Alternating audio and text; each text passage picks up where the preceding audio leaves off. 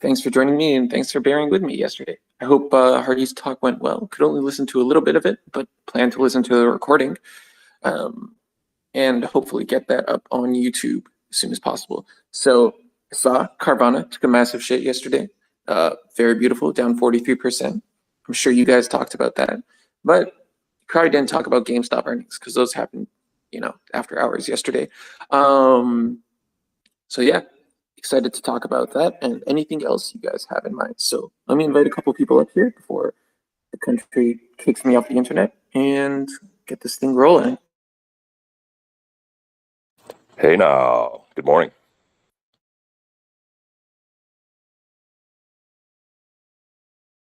Good morning.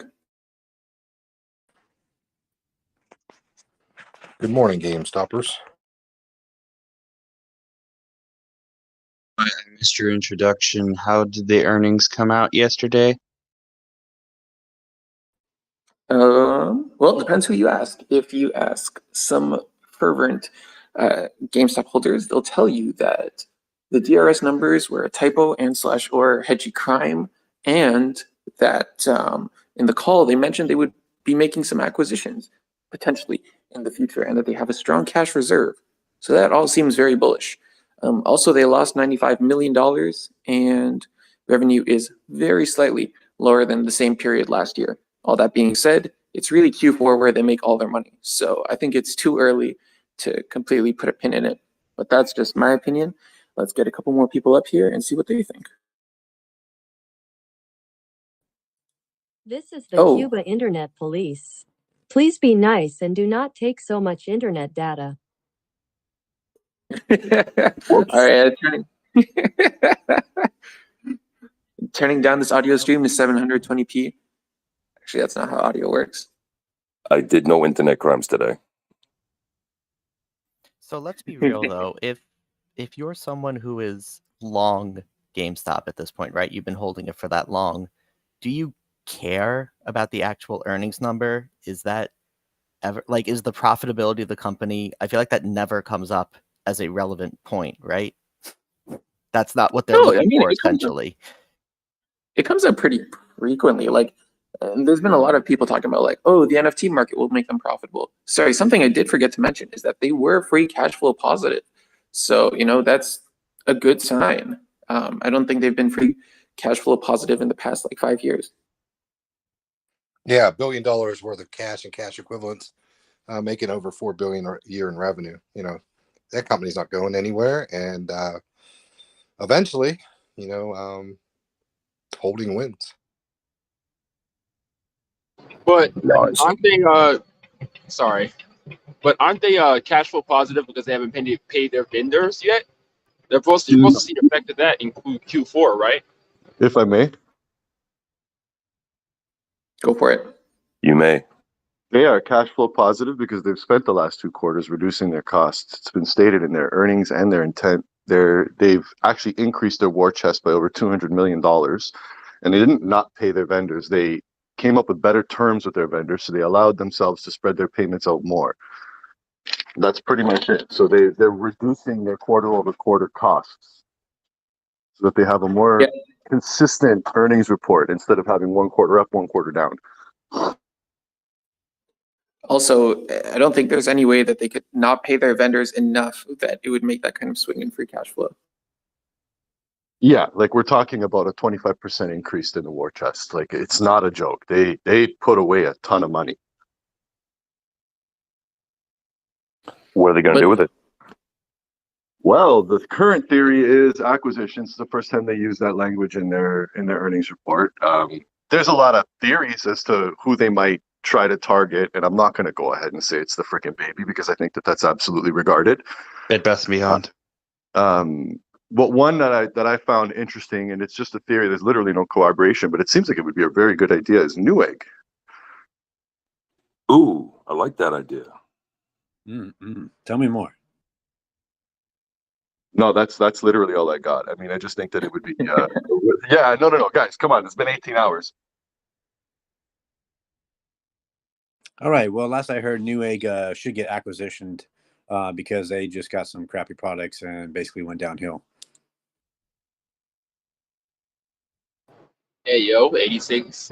I mean, I think Newegg should be acquired because I have a bunch of calls on Newegg. So that's why I think that's a good play. What's the place called? What are you holding?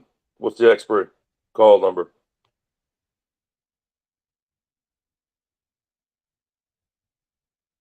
And he went. I've got 5 calls January 20th, and I'm looking at probably rolling those. If you look, Newegg pumps, at least the last 2 years, it's pumped around this time. So hopefully Lightning strikes the same place 3 times. We'll see what happens. Roger that. Thank you. Hello, guys. Can I ask you a question, please? Hey, now, go ahead. Sorry for the out of Sam, but I was always wondering why do 3 meme stocks as AMC, GameStop, and BlackBerry they have the same chart, they have the same pattern, they drop the same way, they go up the same way. I was always wondering what's with it. Thank you. How much time do you have for me to explain correlations and R numbers and all that? 5 minutes. 5 minutes? Okay. Some stocks are highly correlated. Some stocks are not highly correlated. If you look at stocks, they follow basically a random walk. Some random walks instantly converge with others. We call this basically like a R level correlation or a fractal level correlation, where the shape of an individual ticker starts to look like the shape of another individual ticker. Sometimes it's absolute garbage. It's just one squiggly line looks like another squiggly line, and we have stupid human brains and we can't actually see the data. Other times, there is some sort of correlation. In this case, there's an underlying correlation that retail disproportionately invest in these. So whatever is happening to retail investors is happening to those securities. And that's why they move in line with each other. what do you mean? It's because Kenny gives us ladders and we short the stock every day. Well, what? I'm sorry. What are you talking about? I just explained it to you. Yeah, so moving right along, Brittany Griner, if you don't know, just got freed from Russia to get swapped with arms dealer Bout. So that should be a nice little headline you'll see all day. But you've heard it here on Wall Street Bets. Yeah, what's the Yes, play? but how's that translate to the market? Guns? I don't know. I just Puts on Ammo calls. Puts on lesbians. All right. After hours today, DocuSign and Costco. I am bearish on both. I haven't picked a position yet. Costco did report poor revenues. They do that monthly, and it dropped them significantly. But that was not in conjunction with either their forecast or their costs. So I am anticipating a little drop down, enough for me probably to play it today. And DocuSign, I'm just bearish on them.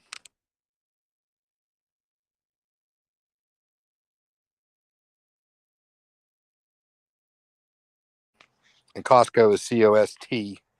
I forget what DocuSign is. I'm trying to look it up. So if anybody knows it, spot it off.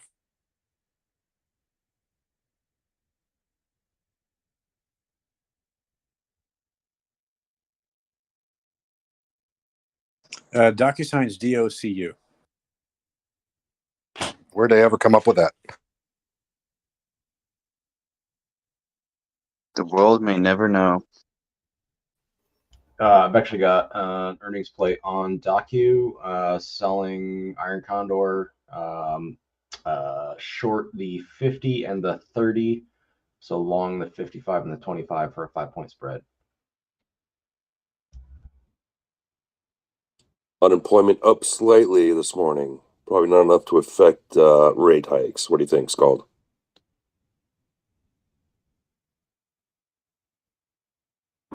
What do I think about the rate hikes? I'm thinking 50 basis points. At least I'm hoping for it. That's coming out next week? I think no way. You're thinking 75? Like the none of the indicators have started rolling in, and J Powell's going to do a, hey, I told you the indicators need to happen before we change the rate at which we change the rate hikes. So the indicators didn't come in. Get your 75. S&P 500 goes to 3,600. Yeah, I don't see anything bullish enough for him to be like, yeah, okay, 0.5. Like if 0.75 is working and the objective is to go down, not sideways, 0.75 is what we'll get. Jay Powell's canceling Santa Claus. You heard it here first. It's he's not canceling Santa Claus. It's the he needs to put us in our place before Santa Claus gives us some tendies. He's trying to sound like Mr. Grinch, Sleepy. Just saying. I think he's just shooting down Santa Claus. He's gonna use Star Wars. The moment Santa crosses in the U.S. airspace, boom. And don't forget, CPI is the day before the Fed rate hike, so that number will count into it. I did have a website if anybody wanted to check out the yearly year-over-year inflation numbers for CPI, not core CPI. It is usinflationcalculator.com. And if you can't spell that all out, just Google U.S. inflation rates 2000 through 2022. It gives you a nice chart of the monthly year-over-year inflation rates all the way back to 2000. And last year, from July, August, September, October, July, August, and September, inflation was pretty much even. It went up in October.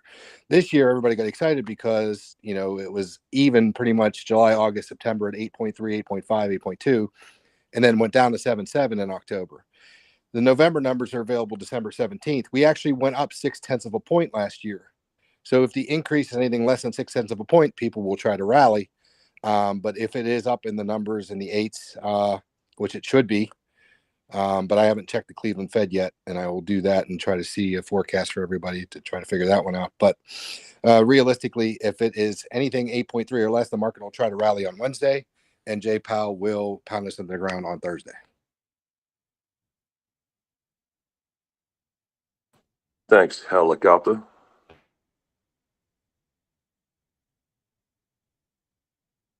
Carvana's up by 8%. Oh, the puts got cheaper.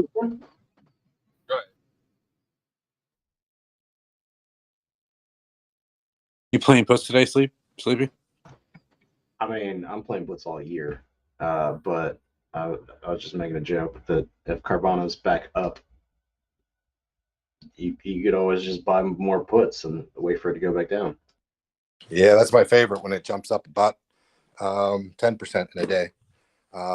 Just a reminder to everybody, Carvana is dying, but they do have a lot of property that they're going to sell. But the four largest buyer of their bonds, which are basically junk, all got together and said, hey, let's not fight each other over this. Let's not, sell them for a penny each.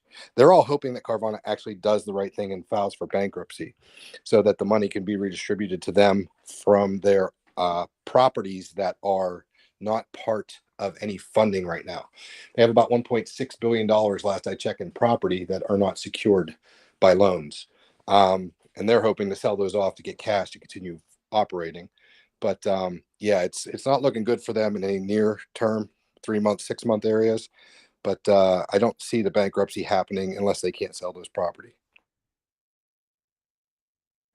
And that's what I was going to ask you about, like, for your predictions in the markets in the next 6 months, because, like the White House changed the definition of a recession. So, but technically we are in one, but if things are supposed to get worse, then what's worse than this,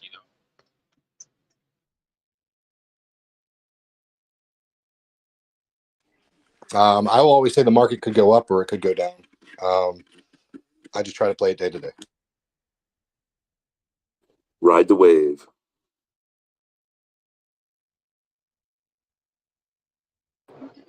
With that being said, I listened to you guys talk I think it was last week or earlier this week, about Nintendo, and it made sense. So I acquired some Nintendo stocks. People here? Wow.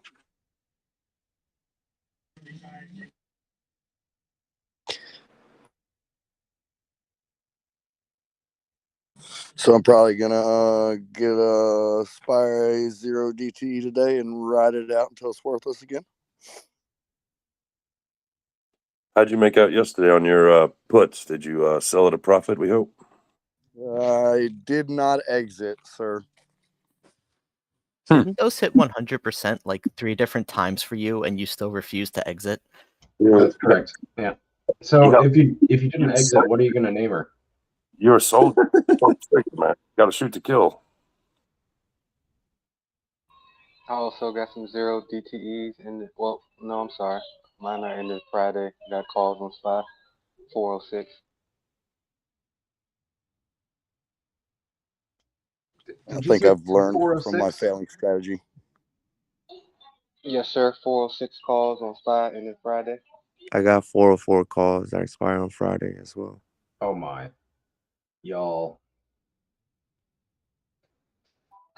Yeah, let them hang, buddy. Let them hang. Yeah. I'll be going in for some Campbell soup puts today, CPB.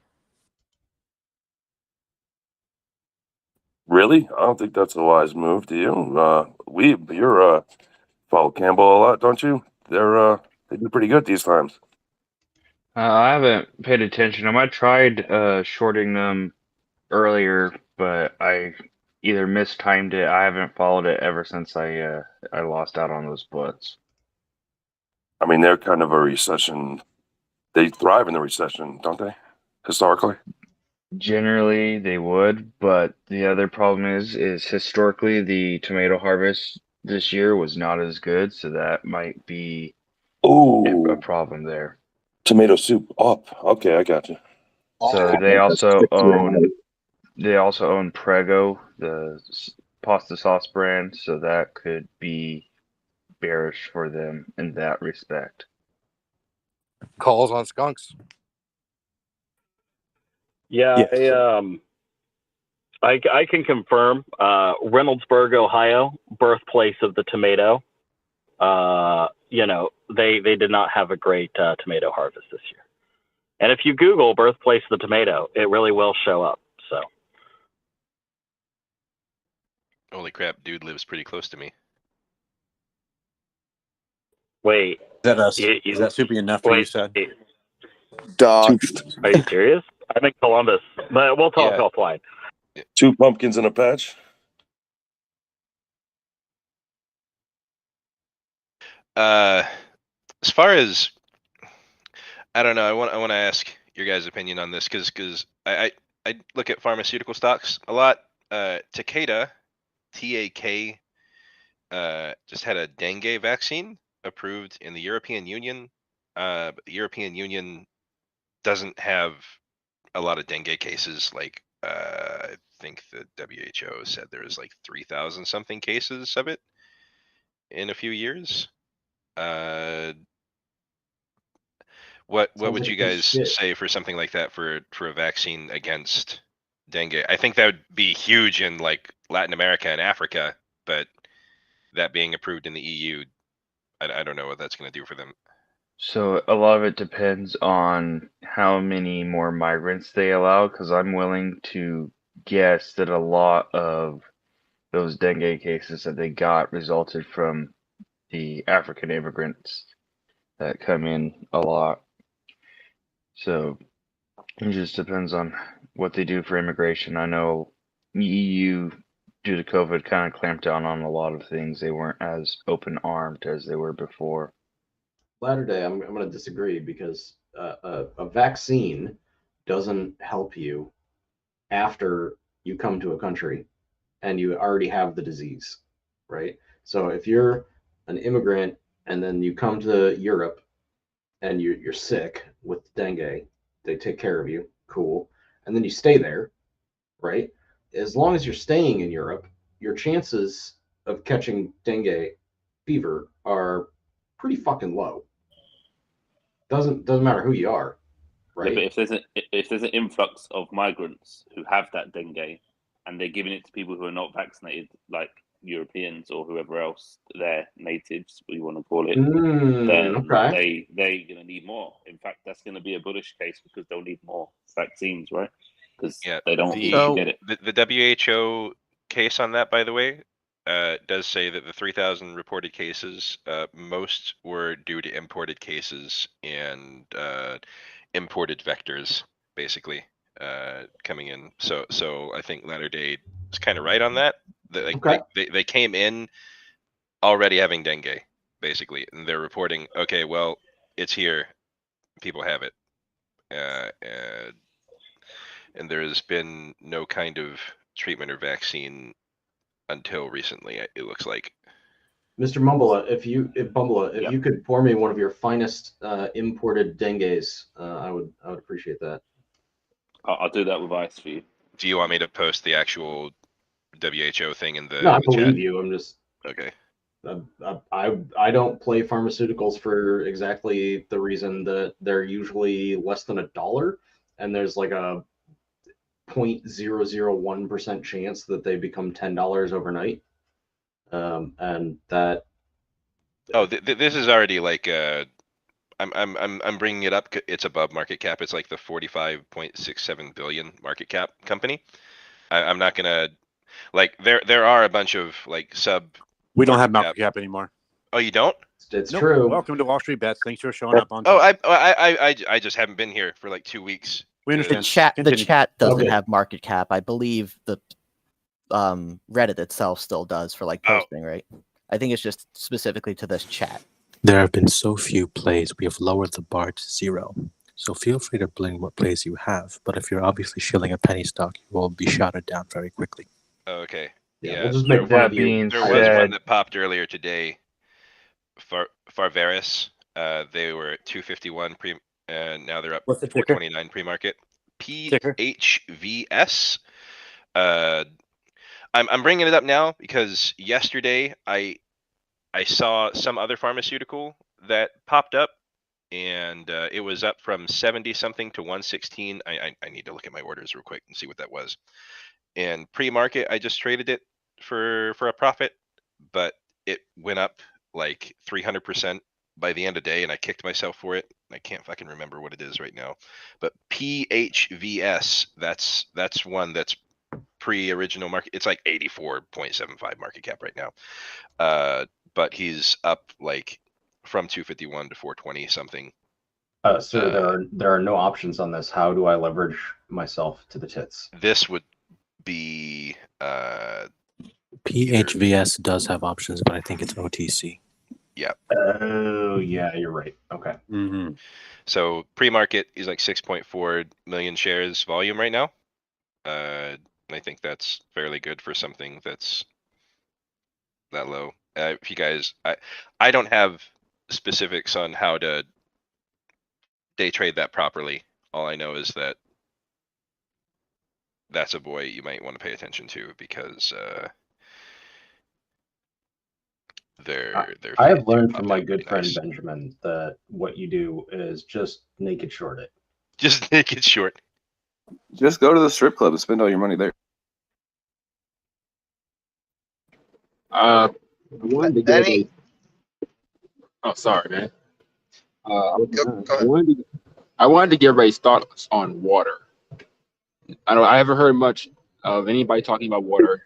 So let me give you guys a brief explanation. I'm a truck driver, right? And I talked about water, bro. Yeah. Oh, you talked about water? I have never heard it. But yeah. Go ahead. The situation it is falls actually from the sky. You drink it. Yeah, it's good stuff. Let him finish. Well, the situation is actually worse than you guys imagine. Like I said, I'm a truck driver. I travel over the country. And one of the things I've noticed is that every single major source of water is drying up. The Mississippi River is like 50% of its capacity. You can see the riverbed. Just a couple of years ago, I could travel across that bridge and see the bridge, the water level be almost at the shoreline. But now, like I said, you can see the riverbed. And this is not just the Mississippi River, but every single major river has had a sharp decline in water capacity. And it's not just here, it's in other countries as well. So I believe that as water becomes more scarce, there's going to be more demand for it, especially since you have Colorado and California, and I think it's Nevada, recently having their quote unquote water wars. So things could get pretty interesting in that sector pretty soon. Okay, so Wickles, what's your time horizon? So I got to know if the water is going away, and water is composed very simply of some fundamental elements of hydrogen and oxygen. Where is the water going if it's gone? So to the oceans, Nate. That's a silly question. And then it becomes salt water, and you have to desalinate it. I found the company that I was messing with earlier this week that I made money off of.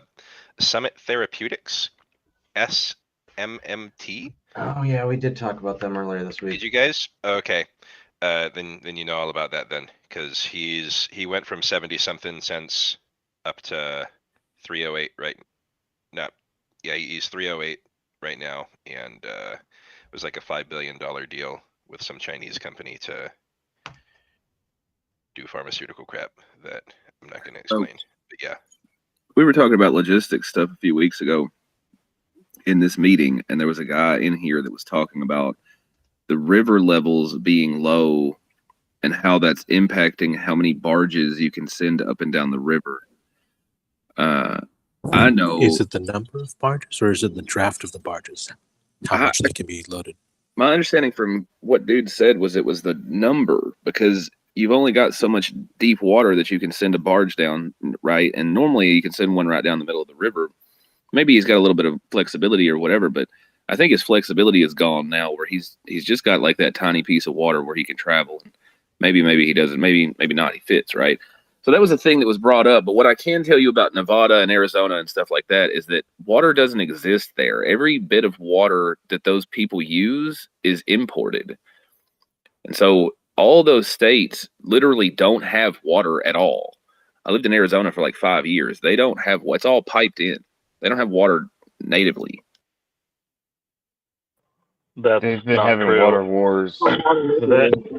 Arizona has a bunch of aquifers and stuff under it, but as those also dry up, they will have to import.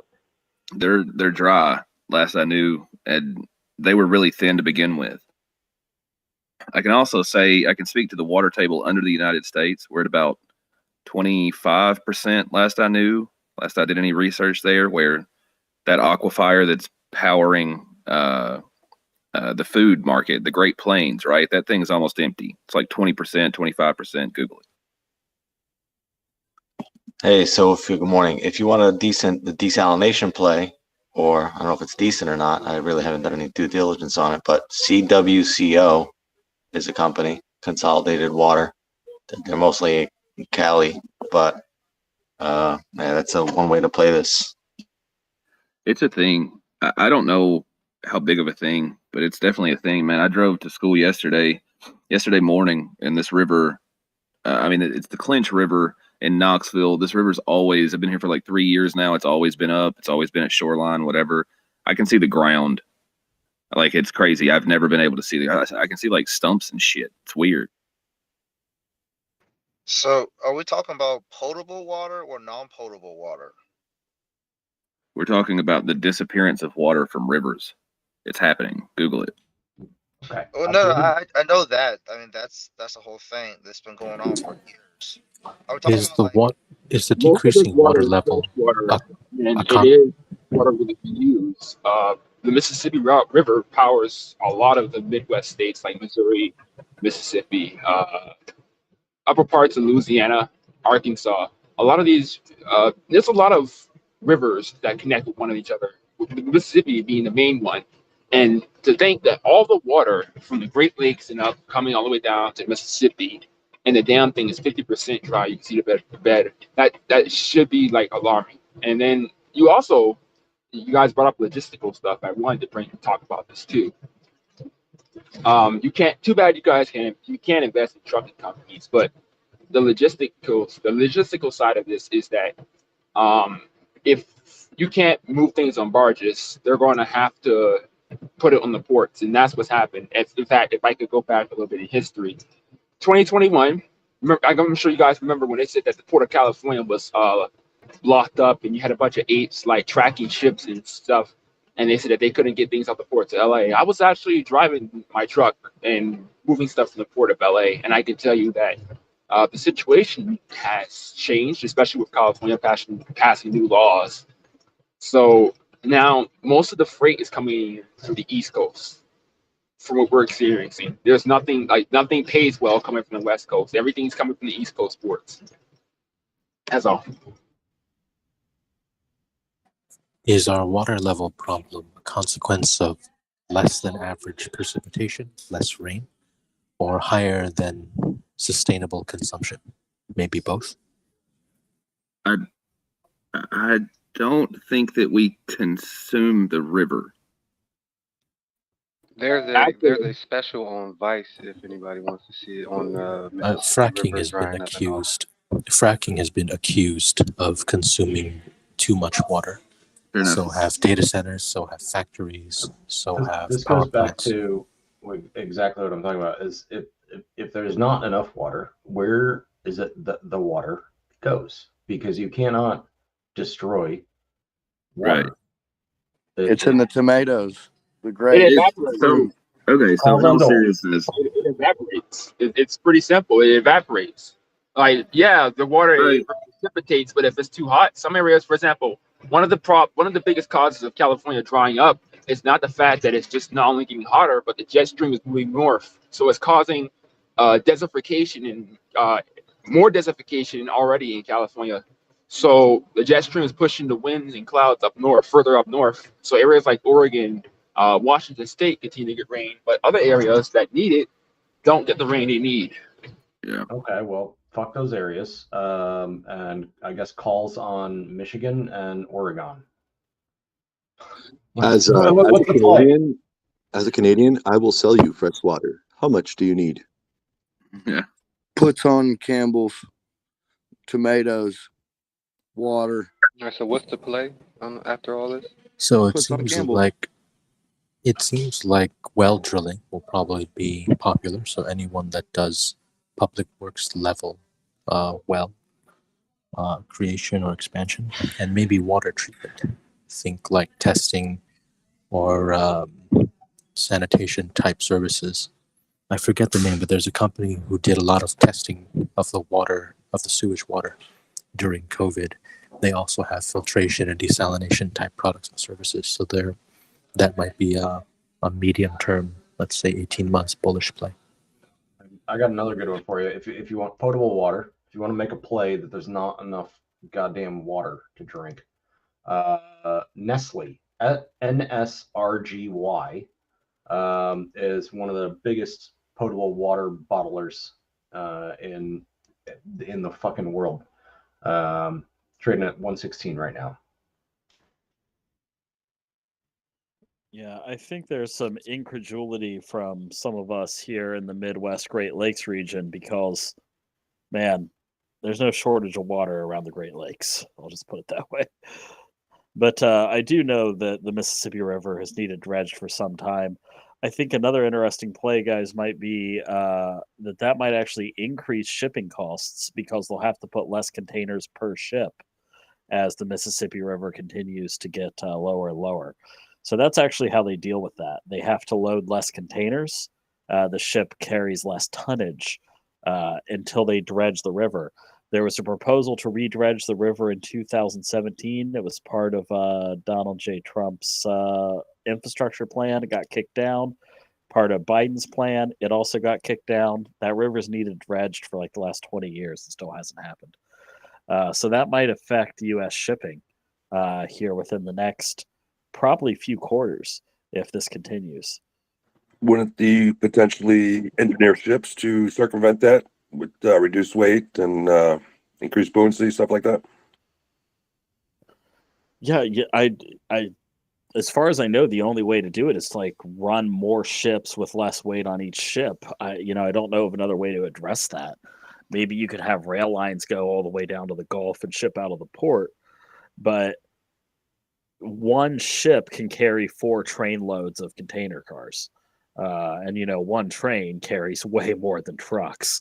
So it becomes, you see how the pyramid works. It becomes pretty unfeasible to be like, oh, we could use trucks to get it there. It's like, yeah, you could use like 3,000 individual freaking trucks to carry what a single barge could down the river.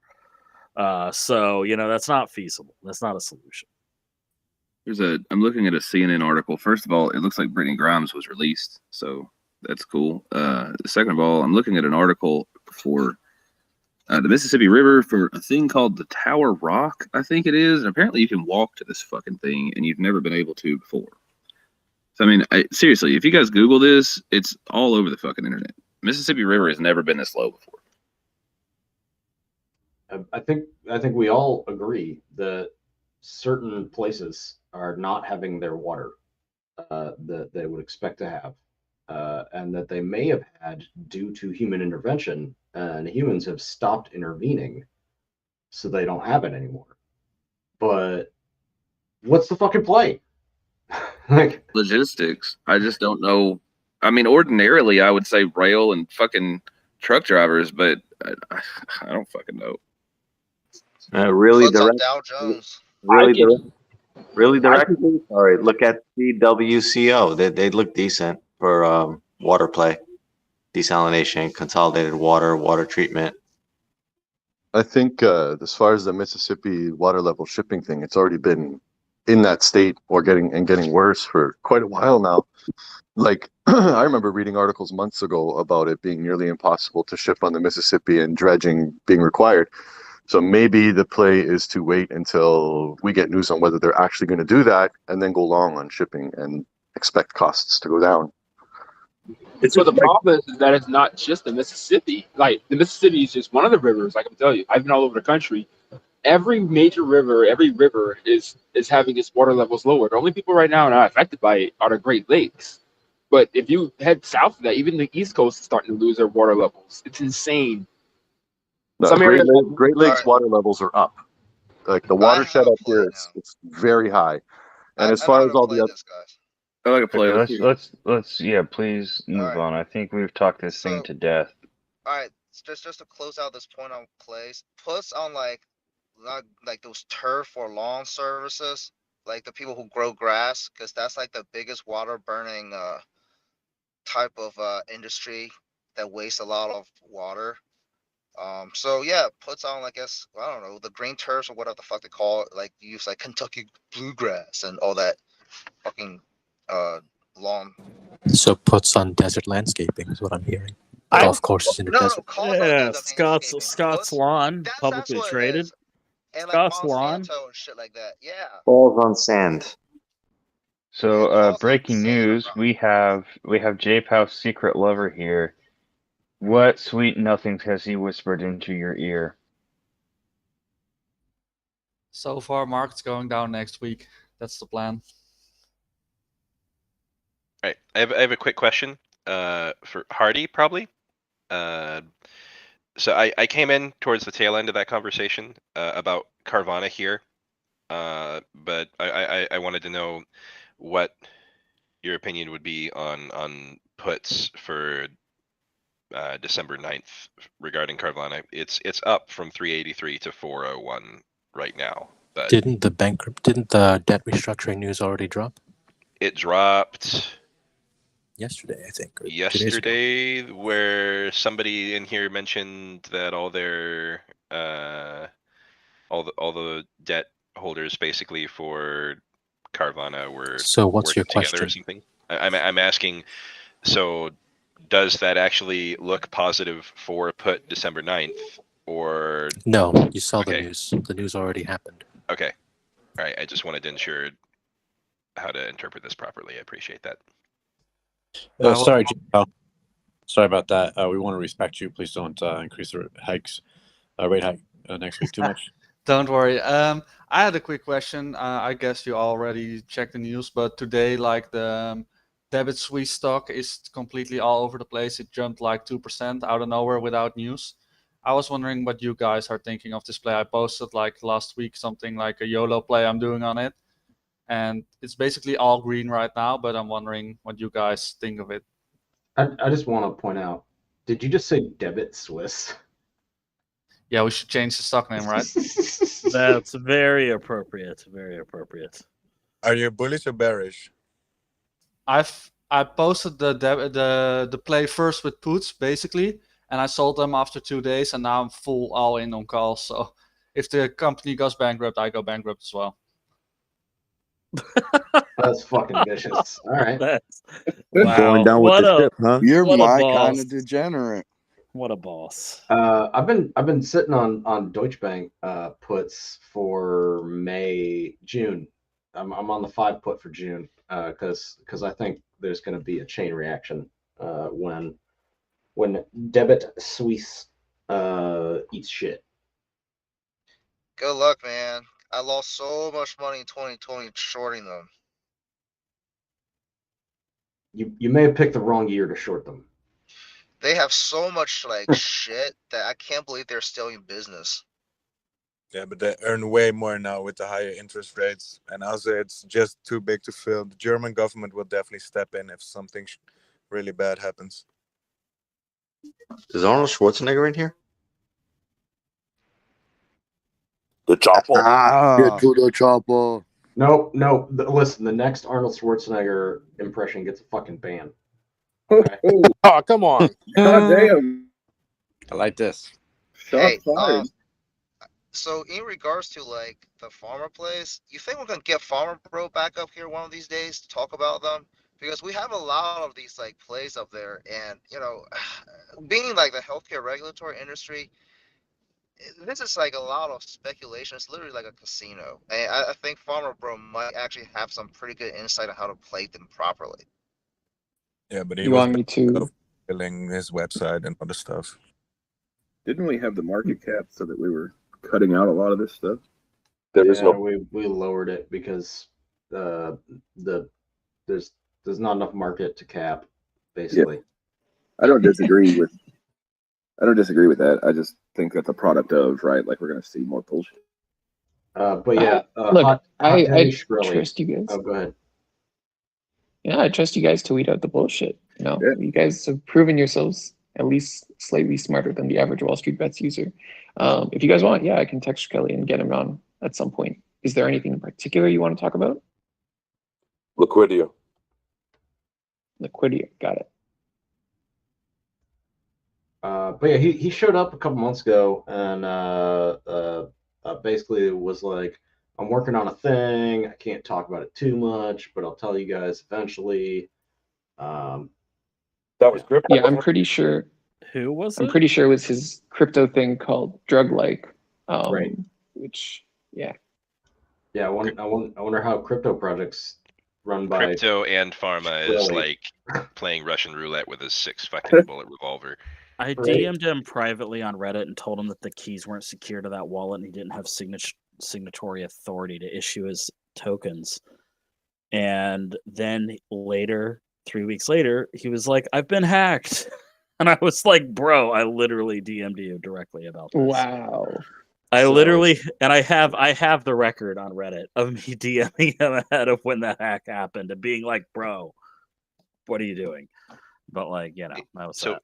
regarding pharma stuff though, guys, I posted a link here in the comments for the chat.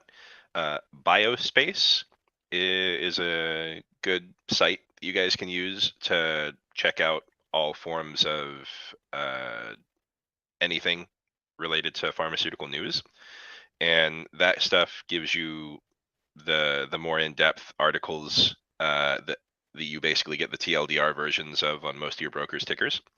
So if you guys want more in-depth information on companies, public or private, those are this is one of the best spaces to research that.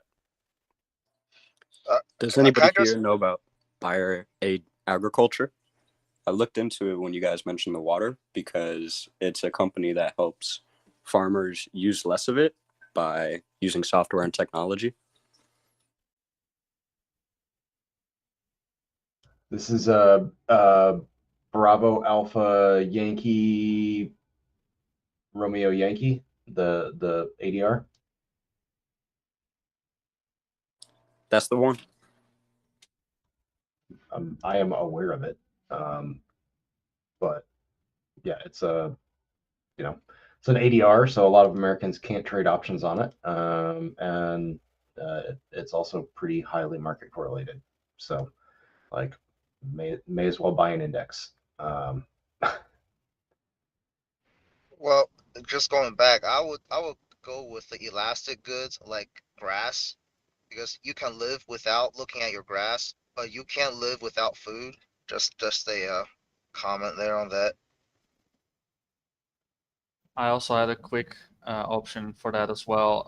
It's more indirect, but you can also go for dredging / maritime infrastructure companies, as they have to deepen the rivers that you were talking about, or canals in the like ports and stuff like that. So they also get a lot more business than before, but it's a very slow business. So you will only see this in the coming years. Yeah, and usually most of them is doing work for like oil companies, and they have lower capex, so it might even out. Well, just also keep in mind, when there's dredging, there's going to be a lot of environmental terrorists or environmental activists, however you want to dice them, because dredging inevitably completely obliterates the water ecology. And the ones like the Delaware Bridge that were trying to do dredging for years, and they've been protesting for years just like a couple miles worth of dredging for the port to expand. So it's yes, it's possible, but no, there's a lot more at stake than just the surface. We've talked a lot about water and riverways. What do you guys think of my puts that I've got? So I've got SPXS calls, 2150 expiring this Friday. Do you guys think this is a stupid play? I picked them up for 17 cents a pop. I'm slightly green.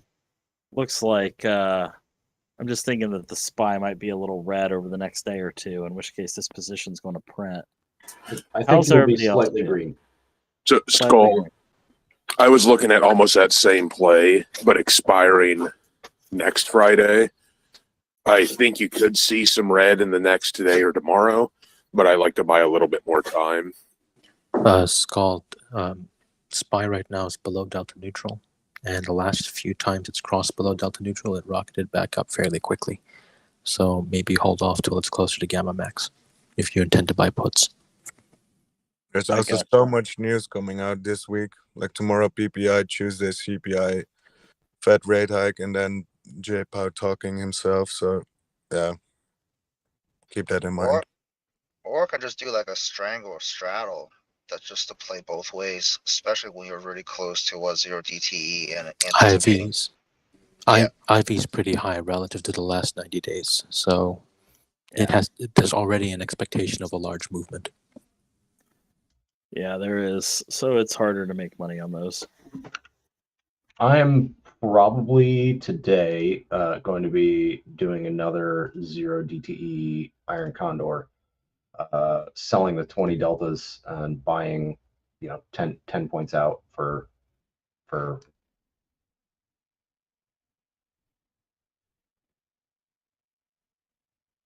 roughly like $1,000 spread on those guys, because I think we're going to get our usual morning chop and then piddle out into nothing. Consumer credit level, all that initial jobless claims this morning, like it's going to move it a little bit, but not appreciably. So just selling the volatility.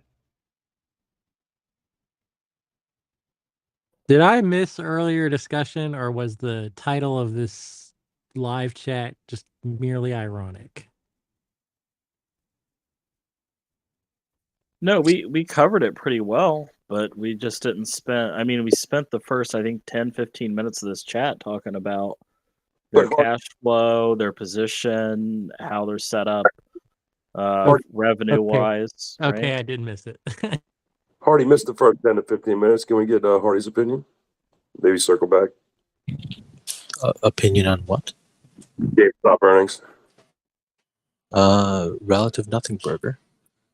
And my short puts printed harder than my long calls did. Indeed. As did mine. Yeah, Theta Gang wins after these earnings. So I have a few plays for earnings. One is Torrid, gonna make calls on it, $5. Then like Costco, I'm gonna have some pretty heavy puts at a 450 weekly. I mean, this is just YOLO plays, but I'm probably gonna enter them on a rally and then just let it go and see how it goes. But I don't know. I'm bearish on Costco, but I love the company. But I also like Torrid because there's a lot of well-fed people out there, and they might need well-fitting clothes. I was wondering how you're going to deliver that.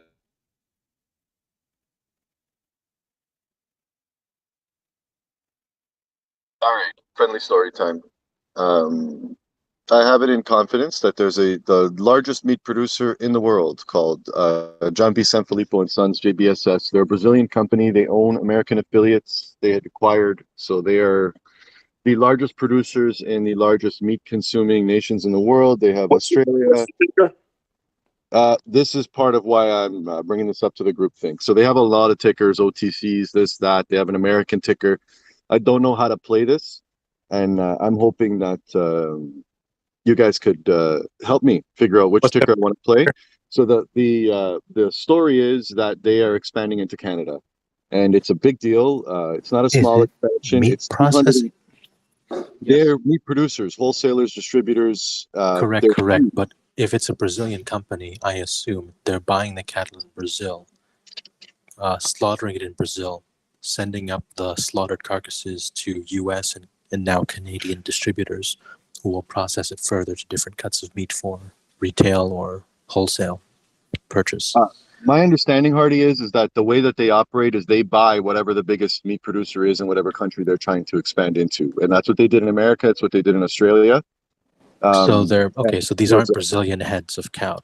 It's local heads of cattle that are being processed. That would be my understanding, and they specialize in specialty cuts, things like Wagyu and like boutique cuts. So it's not just your Wagyu random. isn't cut, right? It's a type of cow. Yeah, Well, that's water correct. buffalo. Yeah. No, yeah, So Wagyu is a breed. they're the diamond standard, like in North America, in America, for where to get this stuff in large volume. So they're the guys that are literally bringing it all in. Well, the majority of it.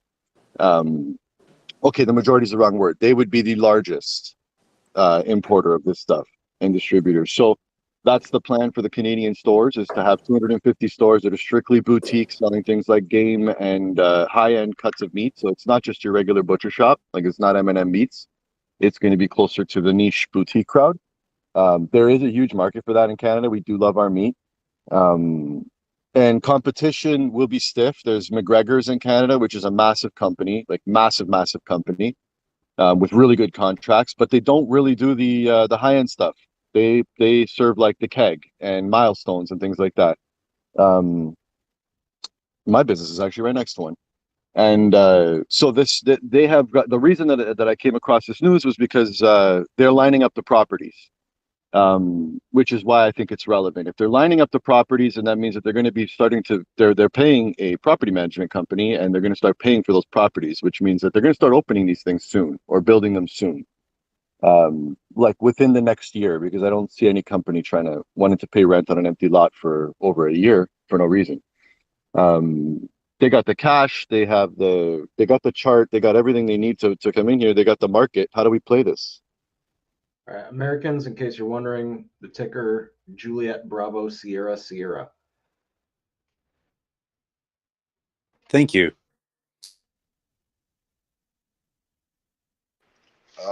I would actually just buy the real estate near the companies if you want to do that. I wouldn't really play any tickers because there's a lot of uncertainty involved. My opinion. Bruh.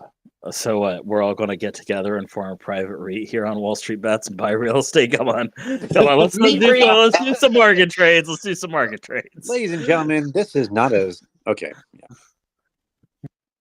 Anybody want to go in on a mortgage with me? It's a good play, though. I will give you that. The monthlies look pretty promising. So are we thinking January? Or are you thinking more like go far out as June 23?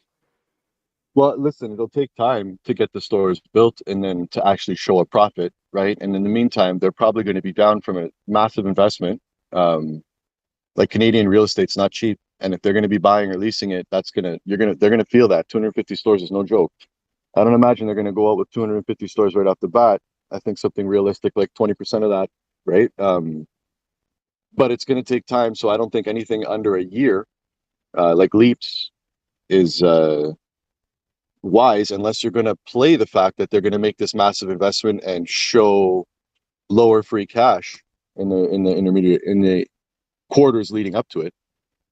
Like that's why I'm here. So I'm looking for people that have played massive expansions like that before and might have an insight into how this is going to go. So I would say for your next 6 to 9 months, it's probably going to trail down unless there's, like anytime there's a big expansion like this and that doesn't involve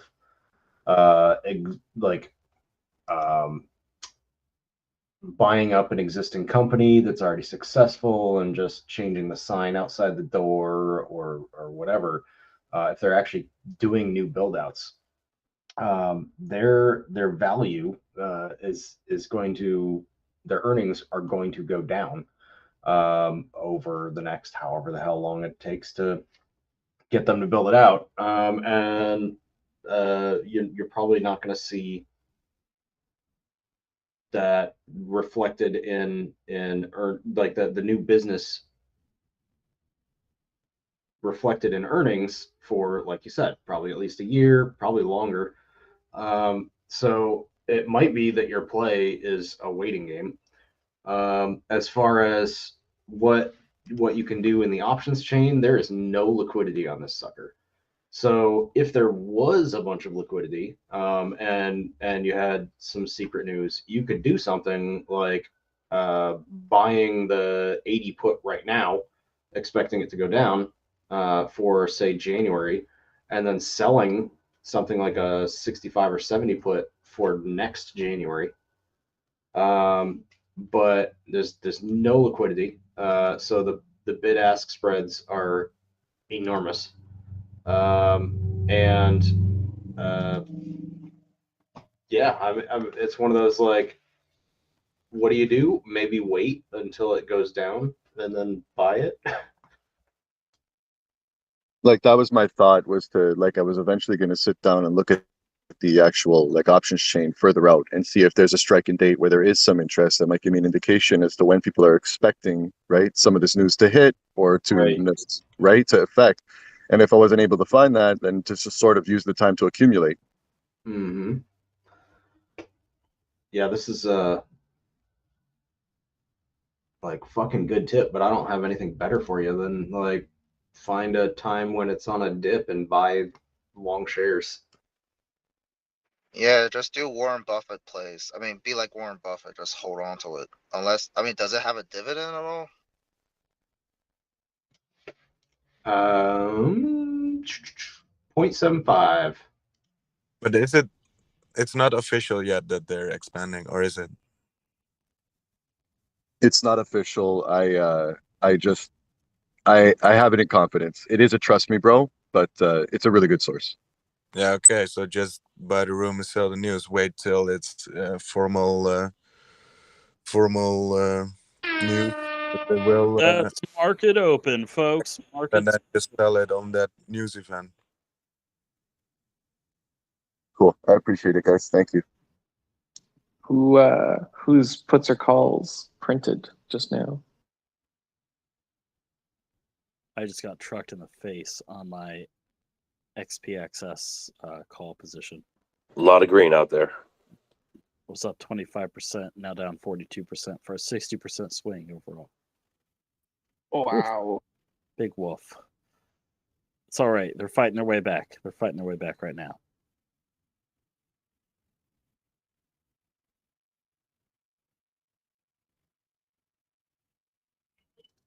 Shares of JD are ripping. China plays continuing to deliver. Will the stock continue now or what?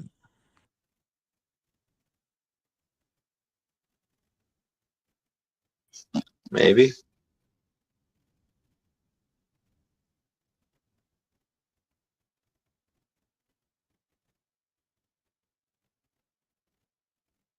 GME off the map, off the mat.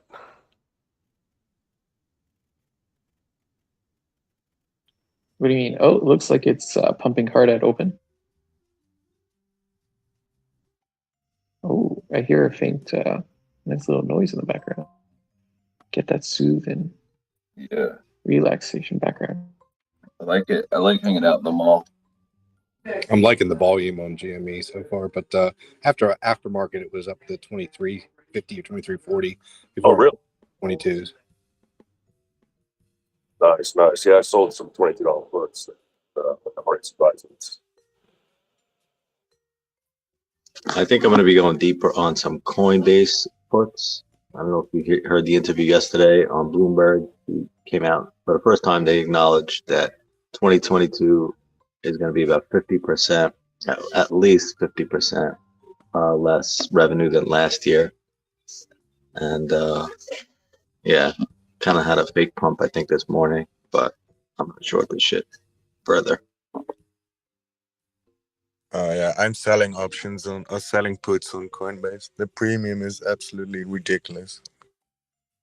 Yeah, I'm selling a 35 put right now on coin.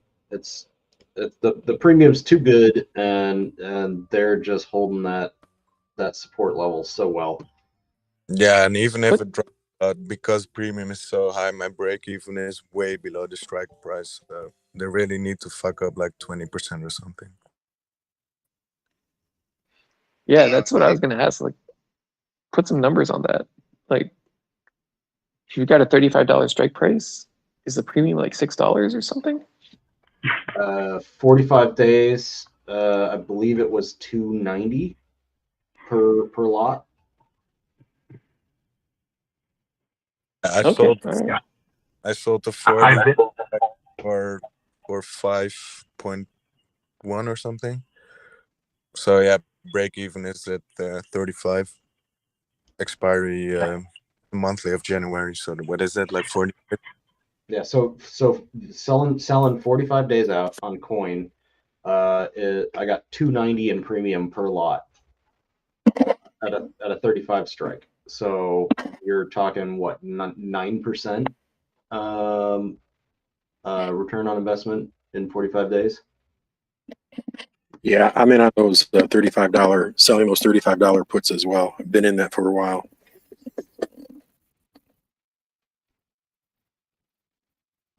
Yeah, and earnings is after expiry, so there's also not a huge risk, unless another crypto thing falls. I mean, even if they do, like, there's a certain level, and I haven't admittedly gone through their financials to verify this, but like, there's only so low they can go without someone proving that they're fucking lying about their financials, right? Which definitely could happen. We have seen this happen and play out a few times recently, but they're a publicly traded company, so they are auditable, right? And have somewhat open financials, because you don't get FTC approval without that, right? So, I mean, maybe if I lose money, at least someone goes to jail. I've got that, right? That's cool. Yeah, I mean, Coinbase, what my experience has been with them, and I also use them to trade crypto, but the reason I use them to trade crypto is because they were backed by the same VC firms that that were behind Google and a lot of the Silicon Valley companies. They've established good relationships with Google and Apple for handling crypto transactions. And like you said, it's a publicly traded company, so there's some accountability there. And I doubt they're going to be like an FTX. I really do. I mean, their price is dependent on the fees that they can generate from trading volume, and because the crypto's experiencing a crypto winter right now, the trading volume is low. So I do expect the price to go down further, but I don't expect them to turn into an FTX by a long shot. Now, then they say that like 90% of revenue is just transaction fees and stuff. So that means that they're not gambling with other people's money. Right. And I don't mind I don't mind paying the transaction fees either, because at the end of the day, I want to make sure that I don't keep all my crypto on Coinbase. I keep it somewhere else. And I don't mind paying the higher transaction fees because I want them to stay in business, because I want to deal with a company that I have faith in. So I'm willing to pay a premium on transactions if I know that they're not going to pull an FTX. I have some data on this. Well, so thanks. I have some data on this coming to us live from the wisdom of the crowds. Current Vegas odds on which crypto exchange is going to fail next. Number 1, Crypto.com. Number 2, eToro. Then KuCoin, Bitfinex, Gemini. Robinhood, middle of the pack. Binance US, Kraken, Binance Singapore, and at the very bottom, Coinbase. Coinbase is believed it has the longest odds of any of the crypto exchanges for failing in Vegas right now. So they say that Crypto.com is most likely to fail next. Yep, Crypto.com, followed by eToro. Never heard of them. How could you, Mark Wahlberg? And the more those other ones fail, the more it's going to reflect better on Coinbase, because crypto is just not going to go away. Correct. They're just gobbling up that market share every time. True, but if one of them fails, it will drag Coinbase down as well, at least for the short term. Yep. Yeah, we've seen it. It always has, but they're going to survive, and that's why I think the $35 selling the $35 puts is good, because I'd like to acquire some more stock in them. All right, I just heard some retardation, so I had to join. A bunch of other crypto exchanges, brokers failing is not good news for Coinbase. Coinbase is going to be investigated, okay, with all of these other exchanges failing. And by the way, Coinbase, yes, they get most of the revenue from transactions. Transactions are down. They just announced the other day that revenues dropped over 50% for this year. How is that good news? While other exchanges are sucking. I'll pause. If your strategy is to buy low and sell high, then I think it's good news. He said at least 50%, so we don't know how far that hold is. Yeah, that's true. I mean, you're risking catching a falling knife, but like I said, I don't think crypto is going to go away, and somebody needs to be there to handle the transactions. And my money's on Coinbase. So if I said we got the retail sector, right, and we got online retail, and online retail is just sucking it up across the board, and then I said, well, at least this one online retail company, I don't think they'll go away. That means you're bullish? Like they won't go bankrupt. That's the bull case? I mean, for me, selling premium. The bull case is once everyone's out of business and Walmart's the only game in town. Look at what Walmart's stock price does. You know what's great about Walmart is they have positive free cash flow, and they don't have a lot of debt, and they're not diluting their shareholders, and they have a dividend, and they're a very long-standing company. They just IPO, and IPOs are scams, by the way. Look at all the past IPOs of the past 3 years. So Coinbase is Walmart's? Is that the bull case? No, the bull case is that once the rest of them are out of business, they'll have control of the crypto market. The bull case is the CBDCs. They have relationships with Google and Apple, and they're being integrated into some of the other larger Silicon Valley companies. Nikola had a relationship with GM. They had a dollar partnership with GM. Look at Nikola. Partnerships don't mean shit. There's no risk to those companies. If the Coinbase goes down, what do they care? They just have partnerships. Yeah, maybe. Well, that's the risk. I mean, that's the risk in all this, right? I mean, nobody can foresee the future. It could go up or it could go down, and like the only Hey, Desmond, I want to hear what Desmond said. You said something, Desmond.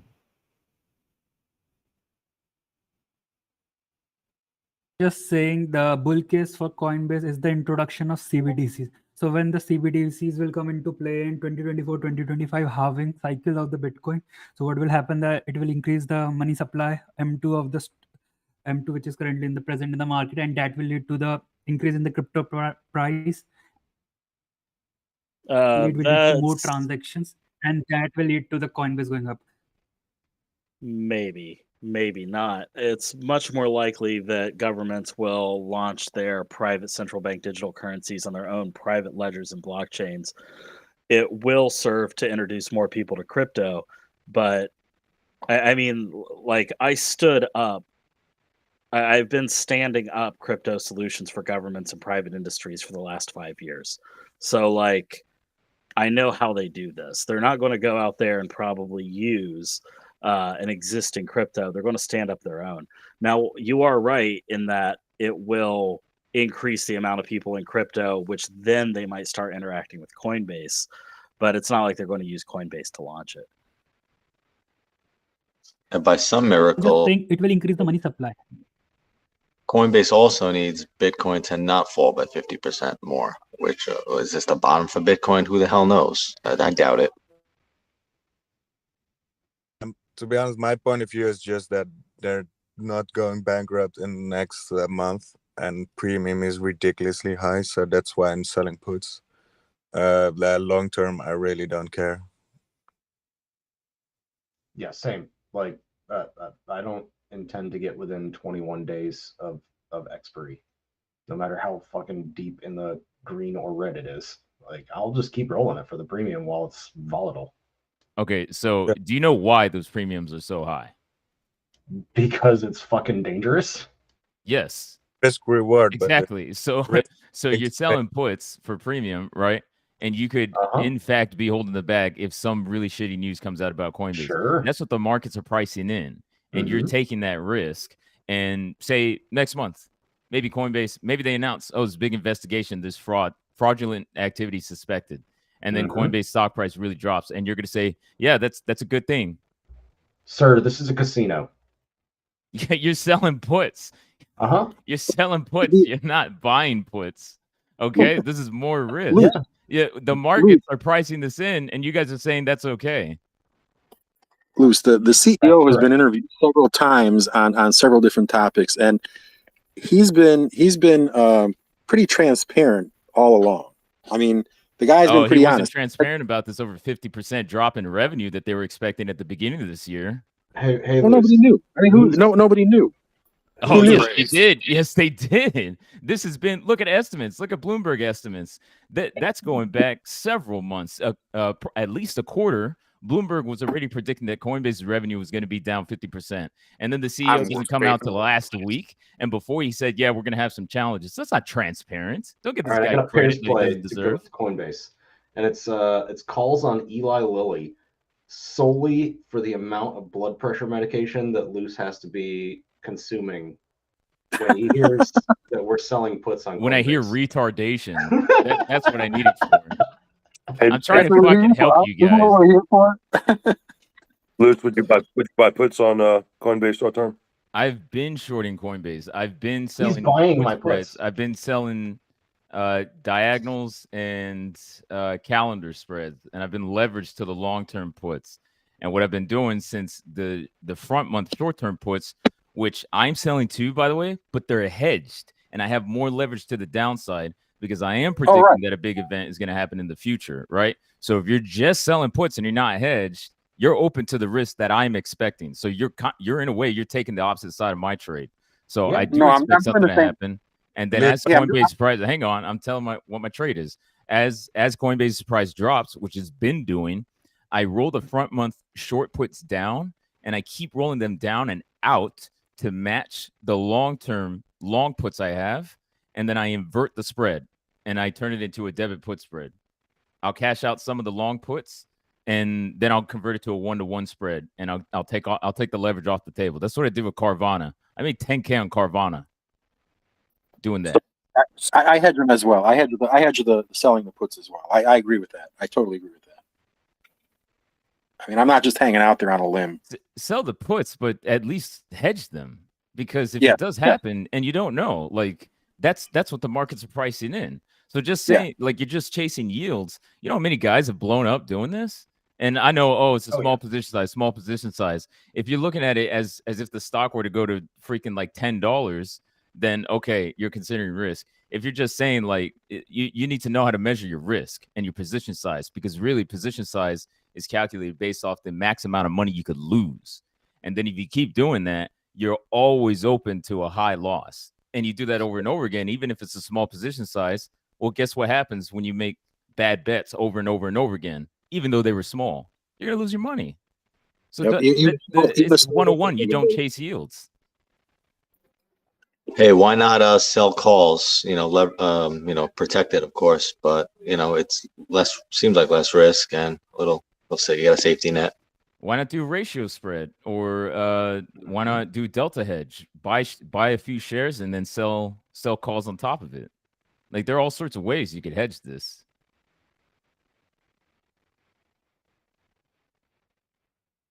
Yeah, to do that, but thanks for the input.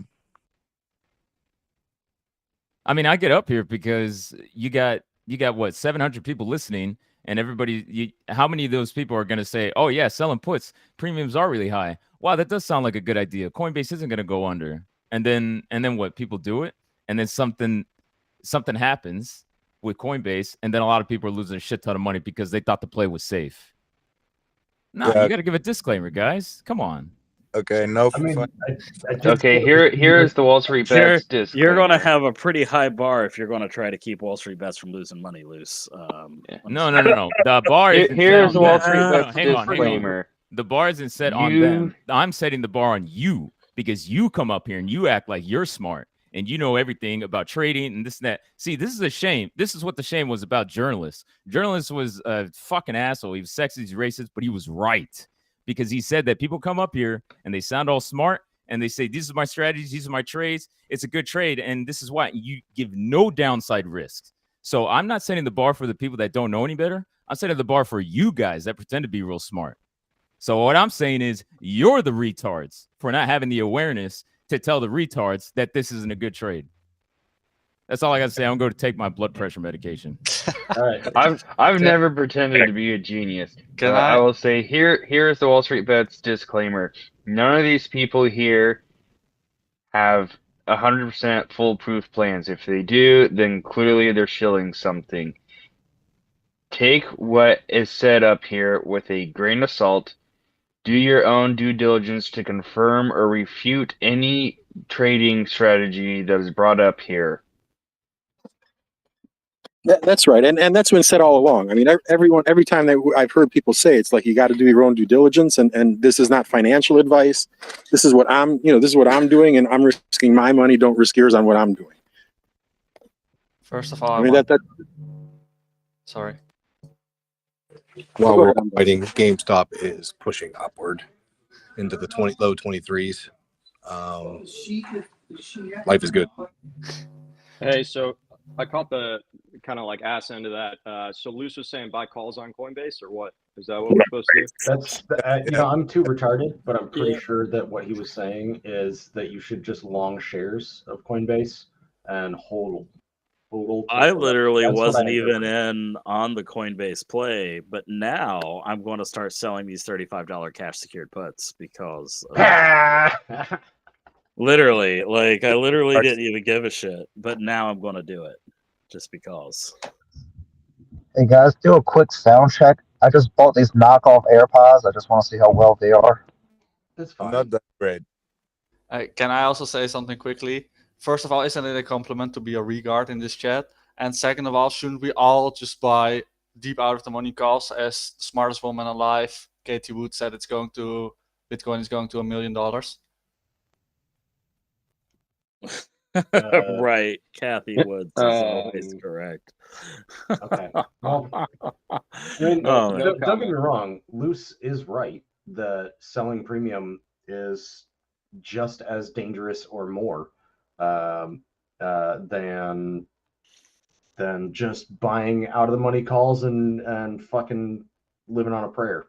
No shit. Why do you think you get paid to do it? Right. There's a risk. That's why you get paid for it. Like, what? I mean, what kind of retard doesn't understand this? So, this is but I basic wanna- trading. I wanna Basic. A lot address this, of though. retards. A lot of us. I want to address this though because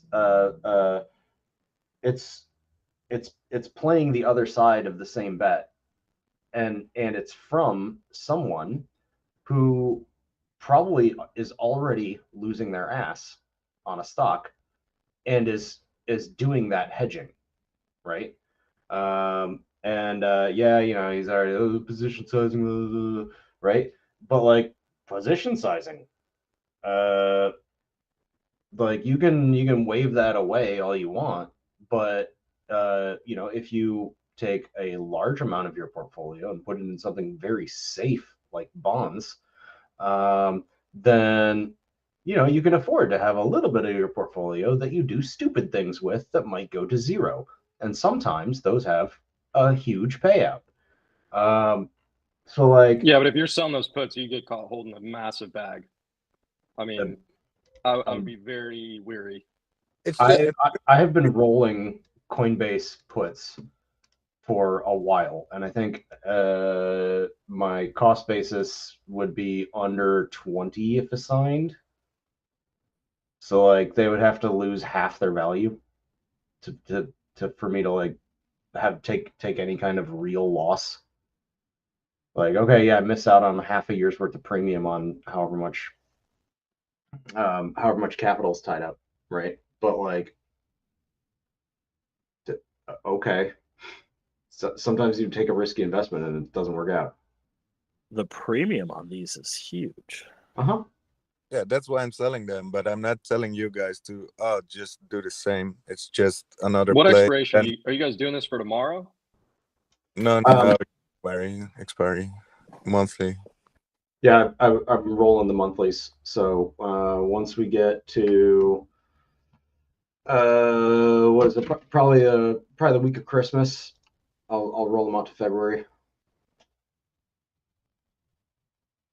And I think just in general, like if you guys are, if people are out there, don't just blindly go into trades that other people are doing because you don't know how they're doing them. Like I had some guy, he did want to kick me in the nuts over something I mentioned, but I had gotten into a trade a long time before he got into it. And he, you know, this dude did what I did, but he lost money on it because of the timing.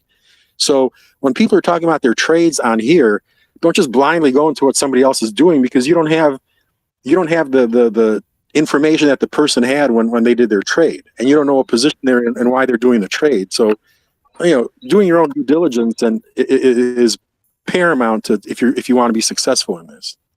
Yeah, Opinion. I got a question for opinion. Opinion, are you guys getting some flack or something lately? Because, I mean, I've not heard anything like that over the last year, and we've been calling out plays on here for a year. What did I miss? I want opinion to answer. I don't think we've been getting any flack. I think Luce is just worried that some people are going to sell $35 puts and end up really, really in the red.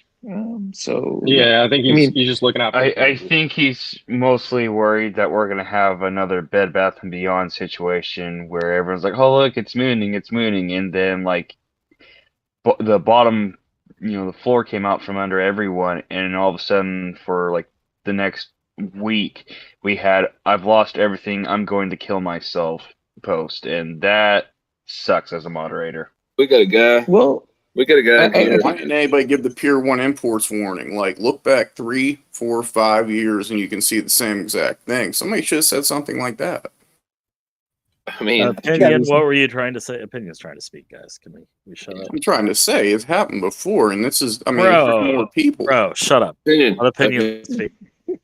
No, I was just gonna say, well, first of Not all, being do you outside lose money on PS1? But also, like, it's more that I think you can lose, you know, as you all know, you can lose unlimited money writing options as opposed to just buying them or buying shares. So I think that's probably where his head is at, and he's probably also, you know, like biased towards thinking that Coinbase is going to collapse. So, you know, he's probably just trying to give you guys some help. But I mean, up to you guys. Don't take his offense too much. And you know, and I want to say, I agree. Good what he said. Good what he said. One at a time, But Jimmy. that's also what he was saying was also incorrect, and you just repeated it. You can't take you don't have unlimited risk in selling a put. You only have Well- risk between the delta between the current stock price that you're assigned at and zero, which would be a $3,500 risk per contract. Actually, Scald, Premium. The more important thing here is I'm just we saying. should say it is undefined risk. Undefined, yes, but it's Right? not unlimited. It's a different. It's different. And if you sell a naked call, you are potentially opening yourself up to unlimited risk. The Right, but that's not this. That's not what this trade was. So, Right. That's correct. Sorry, that's my fault. But anyways, I guess that's the whole point, is that you can lose more than you put in, and so that's what he's trying to stop people from doing. But anyways, I kind of feel like we belabored the point a little bit too much. We don't have to like dig into his words like it's like he's the Messiah and it's the Bible. we need You to know, examine this like it's a gatehouse speech. Let's start the playback at half speed. feelings or what? Low. I think I said the magic word because I apparently summoned notes 777. Oh damn. Uh-oh. Oh yes, you mentioned Bed Bath and Beyond. Well, Yeah. hard to talk here. GameStop is approaching 24. Nice. Oh yeah, nice pop. Yeah, but did Cause make money with the IV crush? I didn't check. Nah, calls are sitting flat right now. I have Friday calls and they're sitting at 1 cent. Spy is ripping also. Nice. Sorry, how far out are your calls? Like, they're not sitting flat if they're 1 cent. They were worthless before and they're worthless now. Oh nah, they were. I already made money on these. I'm going out till Friday. I was just playing the earnings, hoping for a miracle with GameStop, but this was for funsies. Zeal and his or their peers' experience.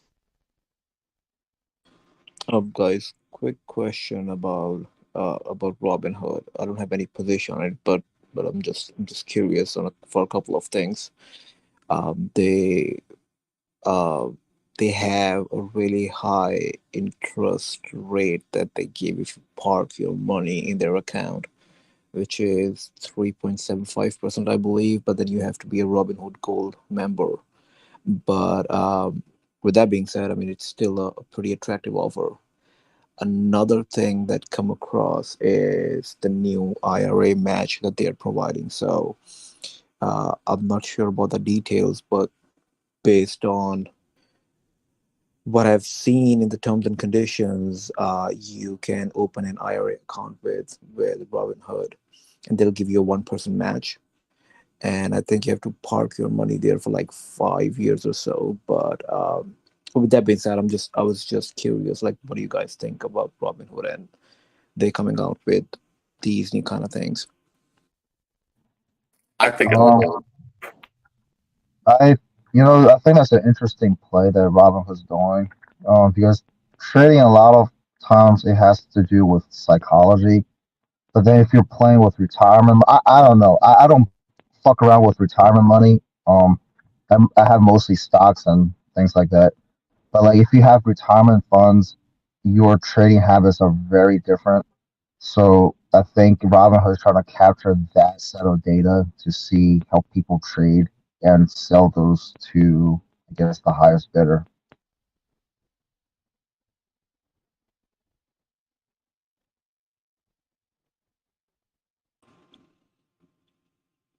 Gotcha. All right. What other places Torrid, we got? Torrid is up, guys. Torrid, $4.16 right now. I'm just gonna buy shares and just gonna hold on to shares. I think they have a pretty good future right now. you guys see that Spy is ripping, correct? Yeah, Yes, I do. thankfully I exited my XPXS short position, my calls on that, which would have been bearish at market open, and I took the loss to the face. I took gains on my No, but SPY won't go above 40. You got to know when to exit a bad trade. It's also an important piece of information. You setting a stop loss there, Scald, or you're winging it? Oh no, I just left. I just exited. I bailed as soon as the market opened. It started dipping right there at the beginning. I took that little dip to get out. Desmond, what were your thoughts on SPY? I'm looking at the money puts. So you should look at the level 4009 and 4030.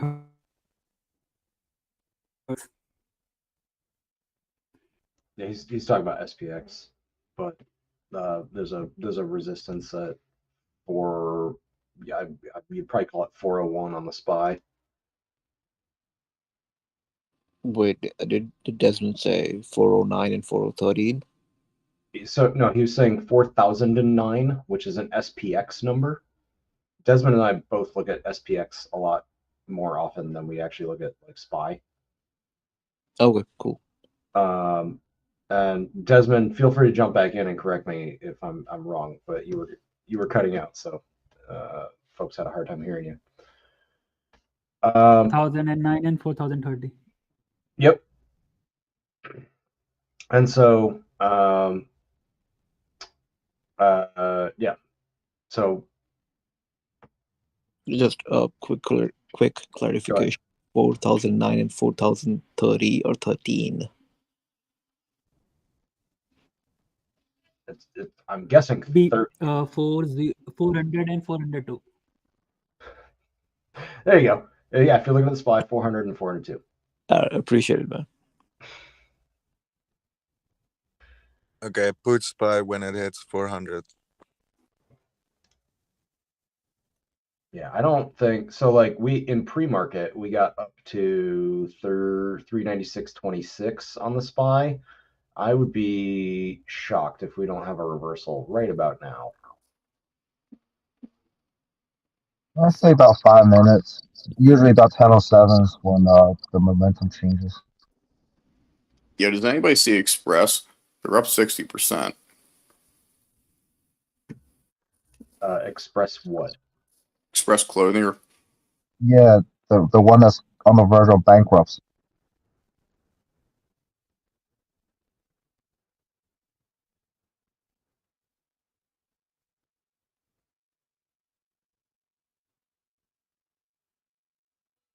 Hey, Skull, did you see Pfizer yesterday? I mean, rip up yeah. about 500%. Yeah, wow, Express has Oh over 30 yeah, million in volume.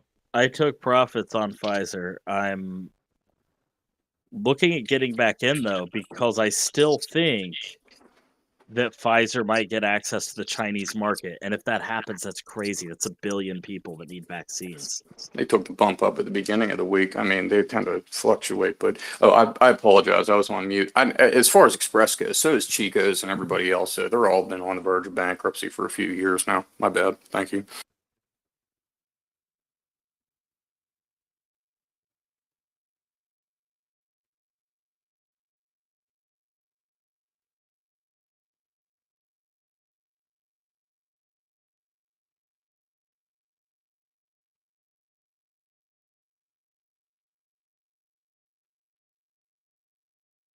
Anyone playing tire companies?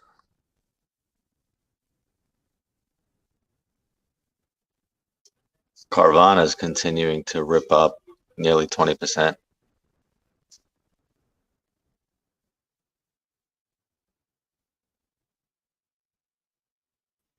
Yeah, but it was down like 40% yesterday. So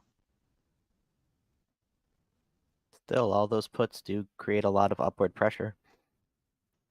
yeah, fair. Yeah, well, maybe time to reload. That's all I'm saying. Never is. I think if you asked this chat like a couple days ago, they would have said like, "Oh, it's always time to buy Carvana puts." We were so bearish on it, especially that one day where we just watched in pre-market. I mean, during the trading hours. A year That's ago, because you guys a lot just of us early destroyed on, it. we were shorting it at like 140. I had puts at 140 strikes back when it was at its peak of falling. Jeez. So Mullen Automotive is having an event on December 20th, and apparently they hired Donald Borthwick as vice president of commercial sales.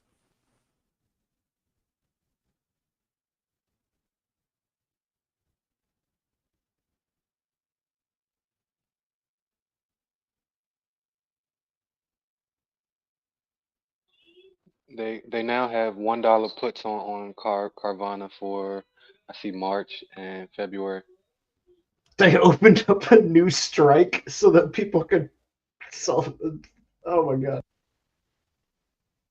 Yeah, even the January strikes are new. Like there's not enough resolution in how cheap this shit could go. So let's open up new strikes. You gotta follow the money.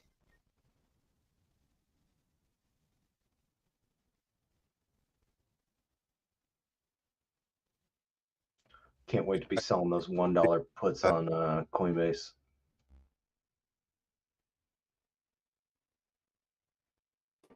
What did you just say? What dollar put? I said I can't wait to be selling the $1 puts on Coinbase. Thank you, Ron. Jesus. Oh man, that's really like trying to pick up that penny from the steamroller, bro. All day. Need to get that adrenaline pumping.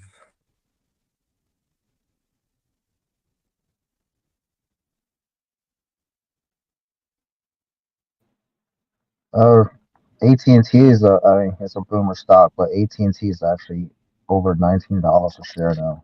Let me tell you, man, I've been watching this thing here for like 3 or 4 months now, and it just creeped up this week. I mean, and it's all towards the end of this week. I swear to God, I had one on my watch list that was 1216, and that one was doing better than 1209s. But these 1209s are ripping it, and it's that consolidation of financial statements. But at the same time, I think I read whenever they were doing the Discovery spinoff, people's shares were only going to become available around New Year. Now, don't get me wrong, I don't know where the fuck that piece of information came from, because I went back to try to look for it like all day long here, but I can't find it. But I swear it was like right now that everybody's shares are coming through.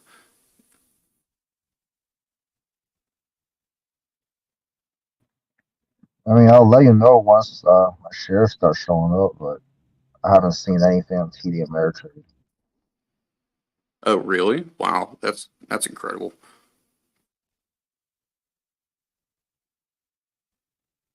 I like T. It's horribly undervalued, and then their balance sheet's going to look a hell of a lot better than it has, and they've been being underplayed for I don't know 2 decades now.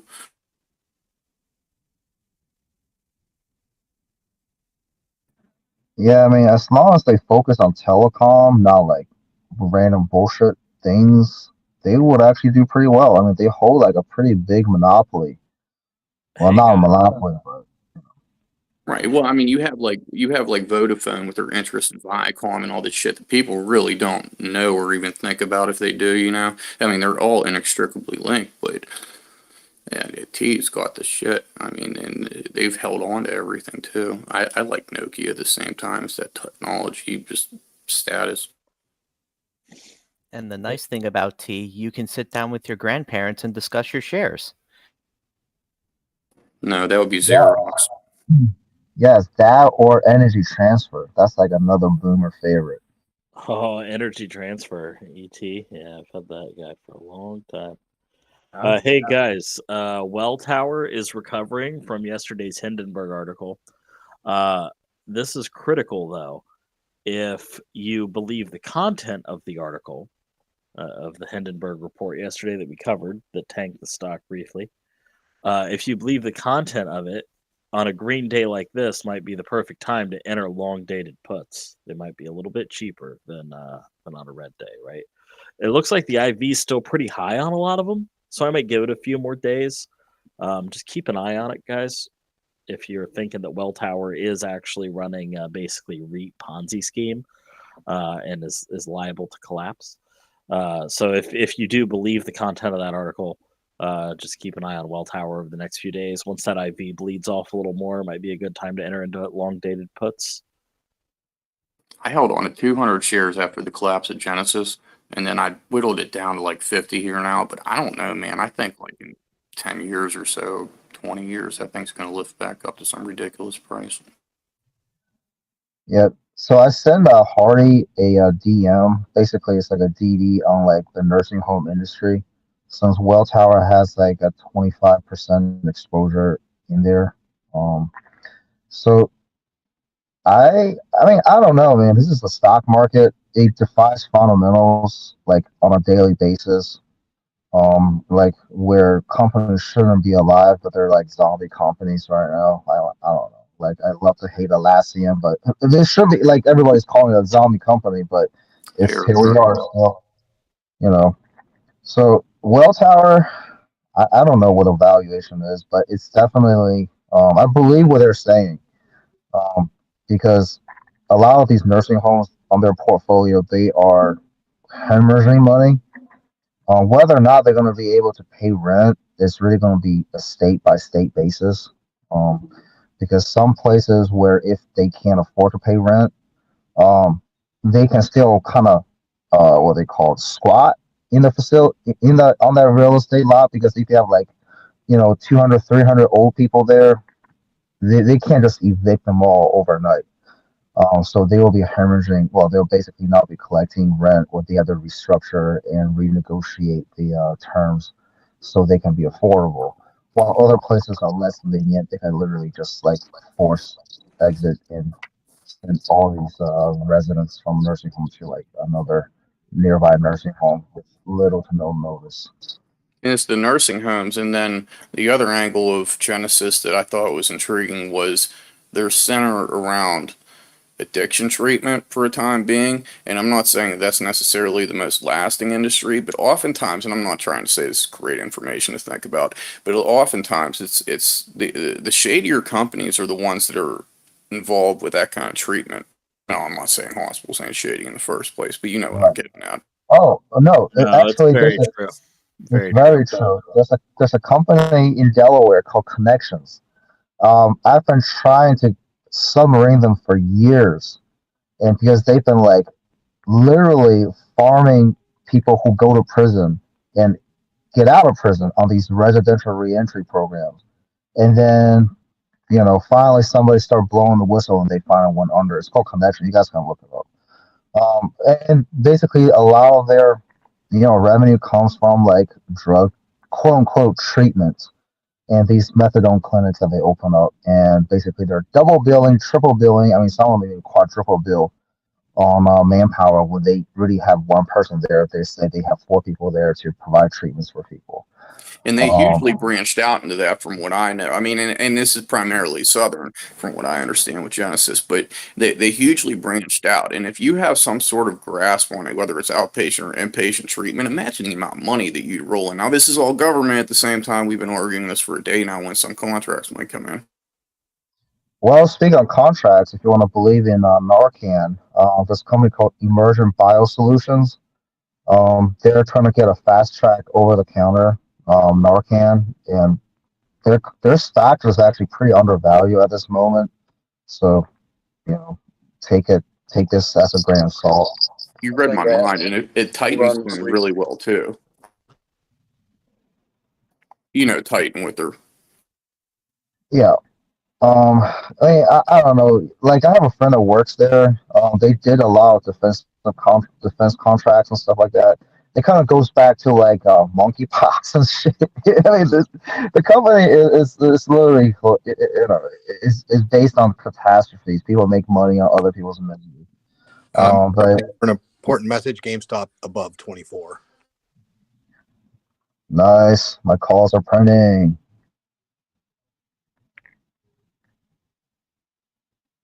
I appreciate you saying that. I didn't mean for Titan to be investment advice by any means.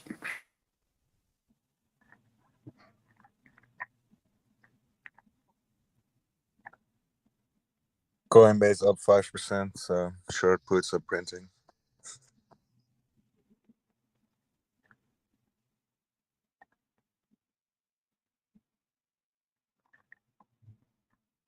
I actually might open a calendar put on GameStop because I think this is Is this going to be a rug pull eventually?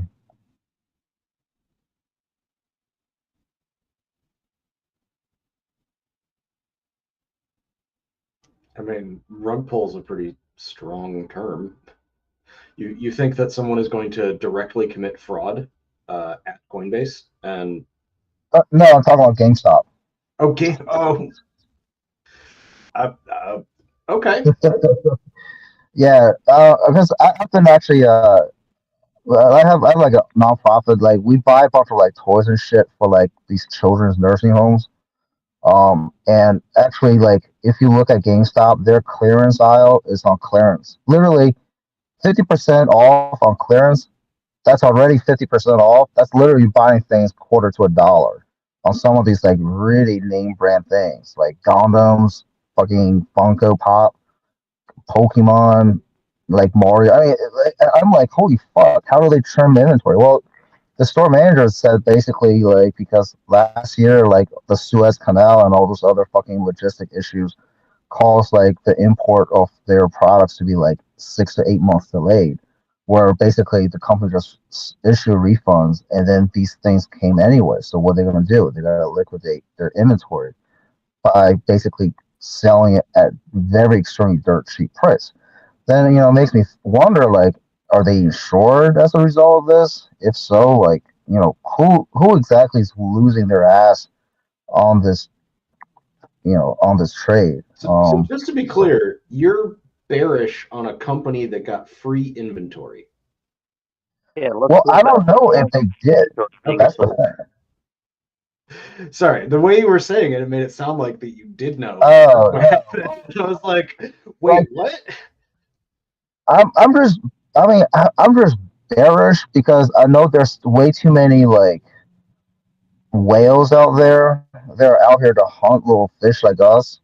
So I'm pretty sure they're gonna try to like pump up the IV and make the premium practically radioactive to get us to bite, and then just start rug pulling and start harvesting. Yeah, I've seen this a lot with some of these meme stocks, where I did that with fucking AMC, where everybody was like buying them. I was just selling these calls, and then I was selling like deep in the money calls too, and I ended up getting some ape units, and basically I made some money on it, but still it was just like, holy fuck, like this, I can't believe like people are still buying into it.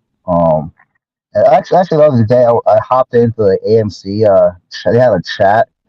I mean, everybody there just fucking smoking copium, talking about like ape units under $1. They bought it when they were $10 and stuff like that. I'm like, Jesus fucking Christ, who the fuck does this? But I mean, I don't know, man. This is I, like I've been trading for like 8 years.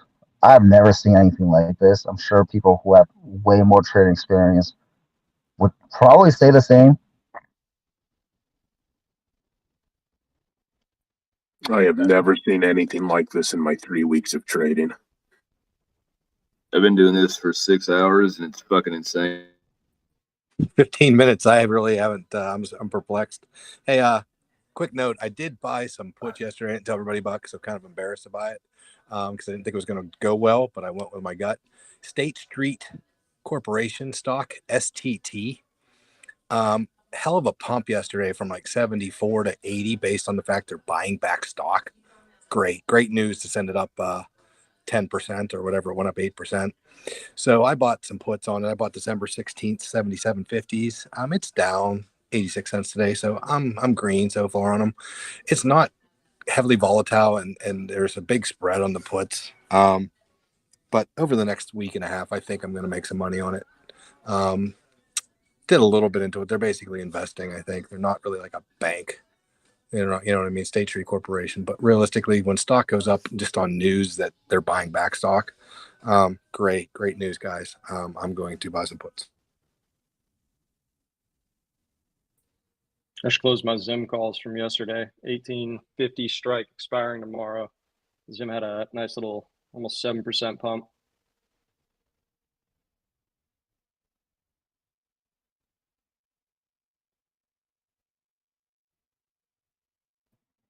Whoops, forgot to close out my end phase puts, and now they're pretty much kaput now.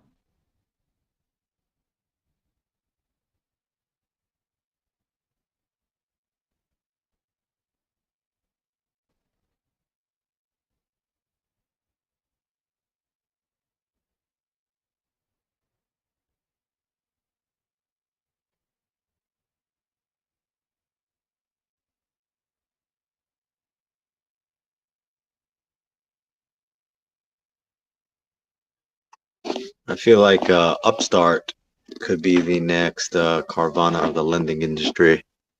So I'd like to get puts on them.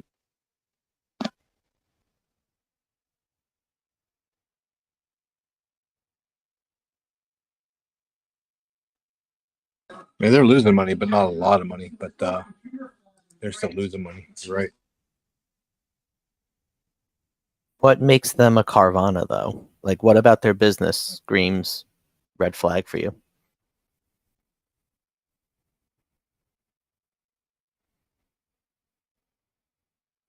I think on that last quarter, whatever they upset the numbers, and they also didn't give any guidance for the next year, which is kind of disturbing, I think.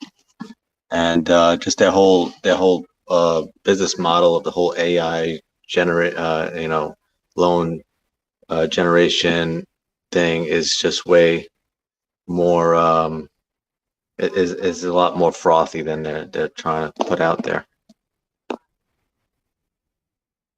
Are they having the same issue that Carvana was having with their AI situation where they're well overpaying? I guess for them it would be giving out loans higher than they should. Because like Carvana's issue was that they were buying like $5,000 cars for $10,000 because their algorithms were all effed up, right?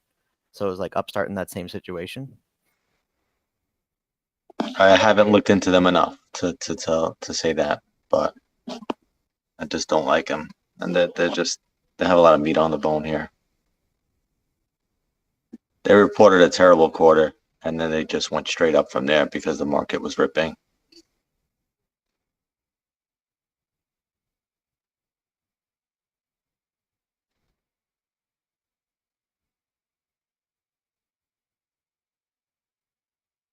And my GME calls for 24 strike is up 30%. I'm just going to close it out. Ooh, already? So soon? Sir, my hands are made out of paper. I have 4 kids to feed. No, I respect that. How much were they down at open? My whole body is paper.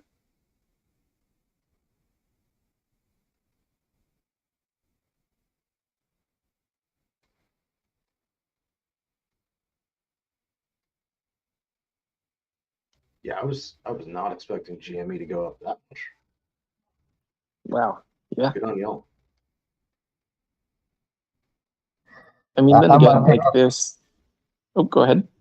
I was going to say my pickups on Weber shares is at $6.66. Ooh, there you go. Yeah, playing that Satan worship. So that's bearish, right?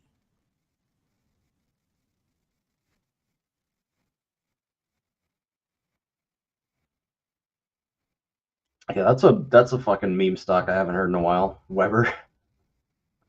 Been a minute.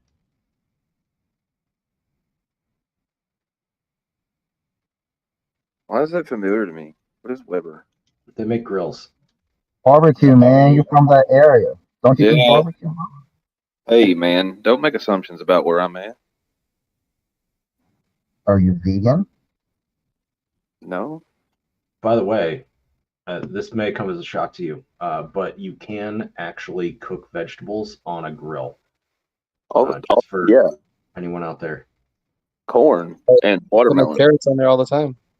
You Watermelon. grill your watermelon? Bro, what? Have you not ever had grilled watermelon? Fuck no. Do you use, Oh my god. charcoal or propane? Depends on the situation. Anybody got Hank Hill on the soundboard? I'm Hank Hill. Oh. God damn it, Bubby.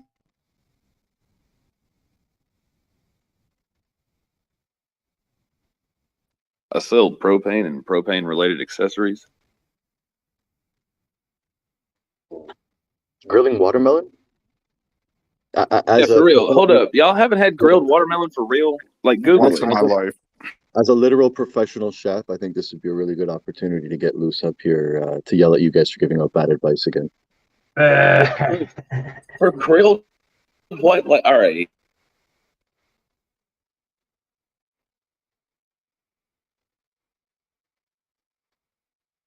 I never said it was my favorite. I just said it's a thing.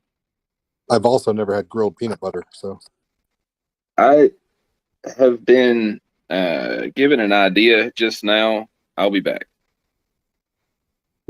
He's going to go start the grill. Oh no! Welcome to Wall Street Pucks. Okay, so I went. some capital organization. They already had shares and then wanted to buy out the rest. Jesus Christ, Zim is fucking ripping. Jim as in J-I-M? Zim, yeah, no, Or Zim, Zim? Z-I-M. Yeah, it hit a really low bottom yesterday. I just snagged up a shitload of 1850 strike calls in the afternoon yesterday when it was just like complete. I just thought it was way oversold. Turns out I was beyond right, and I sold way too fucking early. Yeah, that's a big Sold gap it down. 200. I sold it 200%, and then it's up. I mean, those same calls would be up over 500% right now. Shout out to Hardy for calling the Greeks on SPY. I'm up 3x on my calls. Very nice. Guys, what do we think of this company called Broadmark? So the ticker is BMRK. Basically, the way these guys work is they issue short-term first deed trust loans that are secured by the underlying value of the real estate. Then people use these loans from Broadmark to lever up their real estate portfolios by getting multiple Broadmark loans on their properties and then renovate and rehab those properties. Do we think that these guys have like maybe a little bit too much exposure to the underlying price of real estate?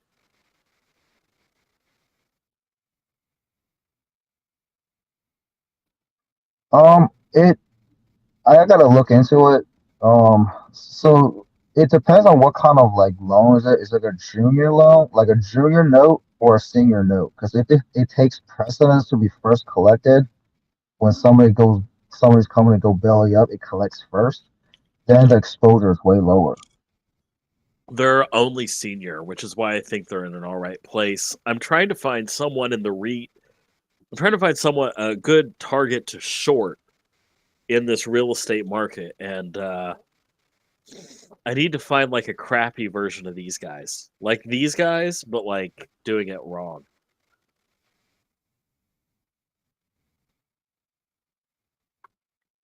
Yeah, that's why I like shorting Upstart. I think that they're just a crappy version of anything that lends money. Well, any companies that have heavy exposure in Florida? I mean, I'm actually only half joking, but I'm actually pretty serious. Everybody's talking about that market's hot, and that's basically where you can have a lot of meat on that bone to gnaw on. I gotcha. Well, check out these junior note ratios as well. They seem to not really publish those as much, probably because they're trying to hide the dirt. Like the ones that are like, oh, we're mostly senior notes, like publish that pretty like quickly. But when they're junior, they're not really putting that in their financials. Microsoft came out yesterday and made a 10-year commitment to bring Call of Duty to Nintendo. So I know some of us are holding Activision, some of us are holding Nintendo, some of us are holding Microsoft. I think that benefits all of us. NextEra Energy has a lot of exposure in Florida.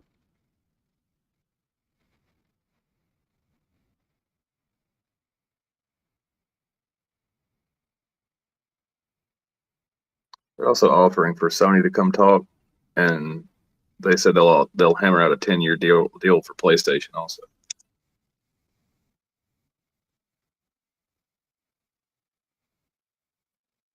Damn, we missed the Scott's Miracle Grow train. It was at 250. Now it's at 50.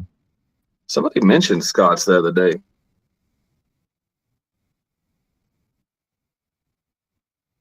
I mentioned Scott's earlier today.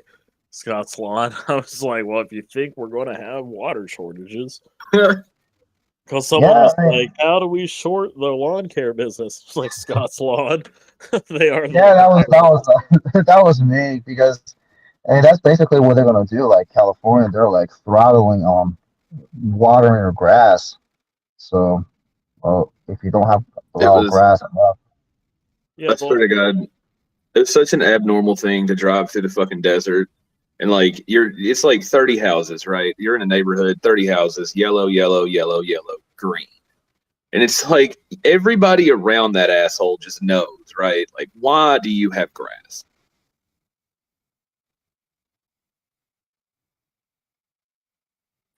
yeah, Scott's is below pandemic lows too. So, I mean, I don't.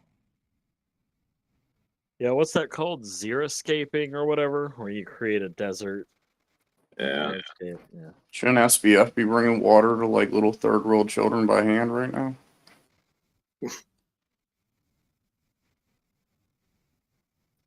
What? What are we talking about? We're back to This feels water. like a sign to end the talk. Yeah. Where are the plays, boys? I try to be provocative.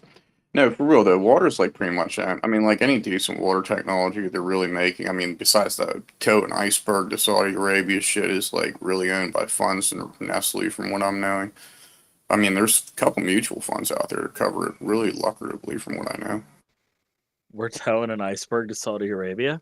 You ain't heard this shit? Yeah, they've done that a couple of times.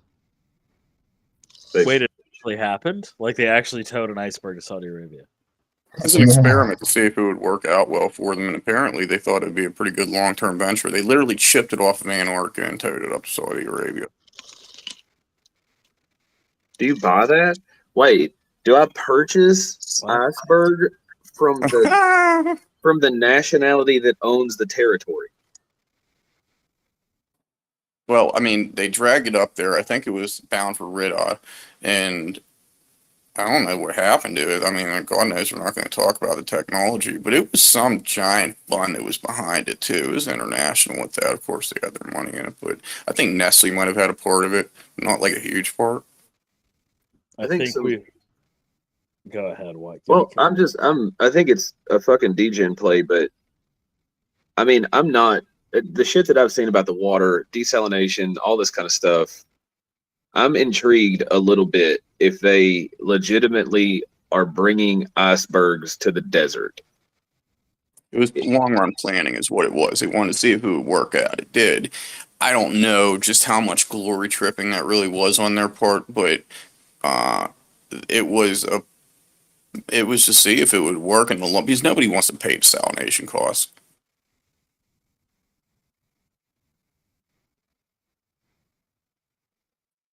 Somebody smarter than me needs to dig deep into that shit. I get my information from my old co-workers and shit.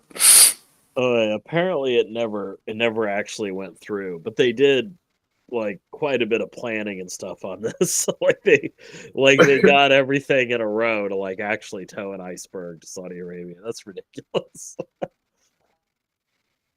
So James and the giant peach, bro. James and the giant peach, I think. So, it may be a 10-year play, but at some point, shit's tightening. We all know shit's tightening. Water's a thing. Deserts are going to get worse. If it's planned and they have thought it out, then I'm thinking maybe let's watch for a company coming out of Saudi Arabia. Or one of these defunct shippers or something like that got plowed under by Somali pirates. Yeah. That could be a big fucking business, no joke.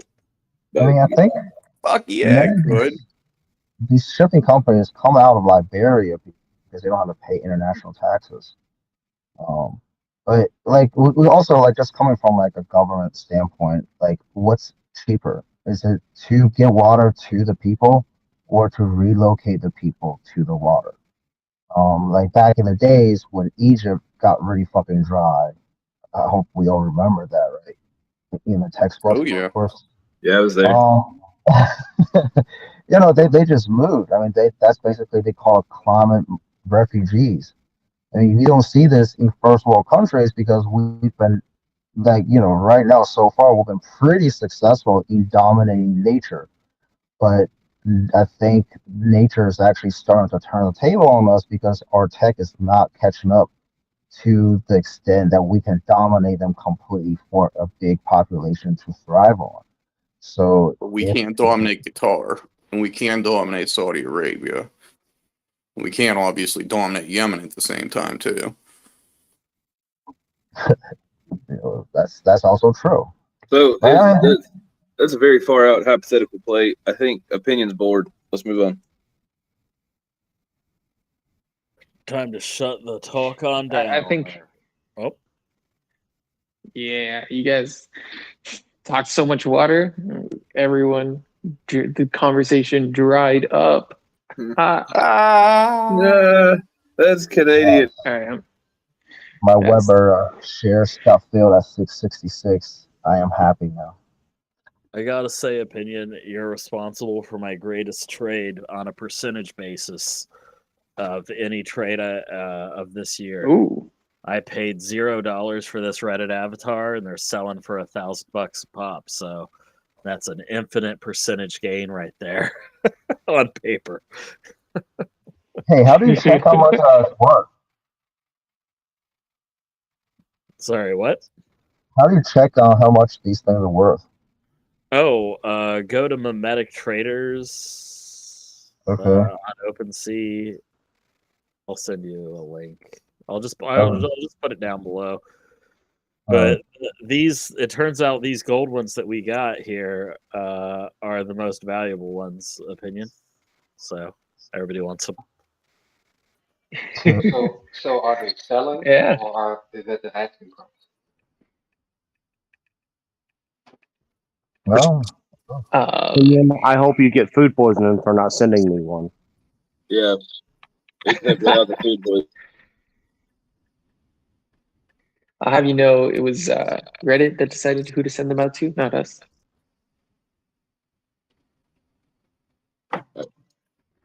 But yeah, I do not make any warranty of how much these NFTs are worth. They might be worth nothing, but they are yours to sell, and all the other PR talking points they gave me, et cetera, et cetera. I love mine. Mine's literally a collection of like cardboard boxes, like arranged in like a human figure. But I'm only wearing the cardboard box though on my chest here now. Right, I'll switch the rest of it up. It's a beautiful thing. I rescind the food poisoning. Yeah, it's just I meant to be apologize. something fun. However, I hope you get some warm beer. I heard that some of the moderators didn't even initially get the avatars. Or like Hardy. Yeah, Hardy didn't get one. I think it was based on like, your activity, but like some time ago. So more recent activity didn't get included, which is unfortunate. But I'm working with the admin, so we'll figure that out. We'll get some avatars to everyone who deserves them, because it's kind of a shitty feeling. I feel shitty. I feel minus $1,000 is what I feel. Yeah, where's my avatar? Yeah, same here. This is such a terrible idea to put value on these. Hey, these have no inherent monetary value. What they go for, they are in fact non-fungible. You guys, so they did this with Counter-Strike, right? Like when people were buying fucking weapon skins and shit, it's the same thing. It turned into a gambling market, and they had to shut it down. Well, Opinion and Scald, you guys have turned me into a Democrat now, because now here I sit with my hand out wondering, where's my Gibbs? Nope, that's it. Political. I'm out. Bye, guys. Where's my avatar? Yeah, that's it. We're shutting it down. Thanks everyone for joining. We got See you political. all tomorrow. Oh, it was a joke. Chill out, people. No, that was your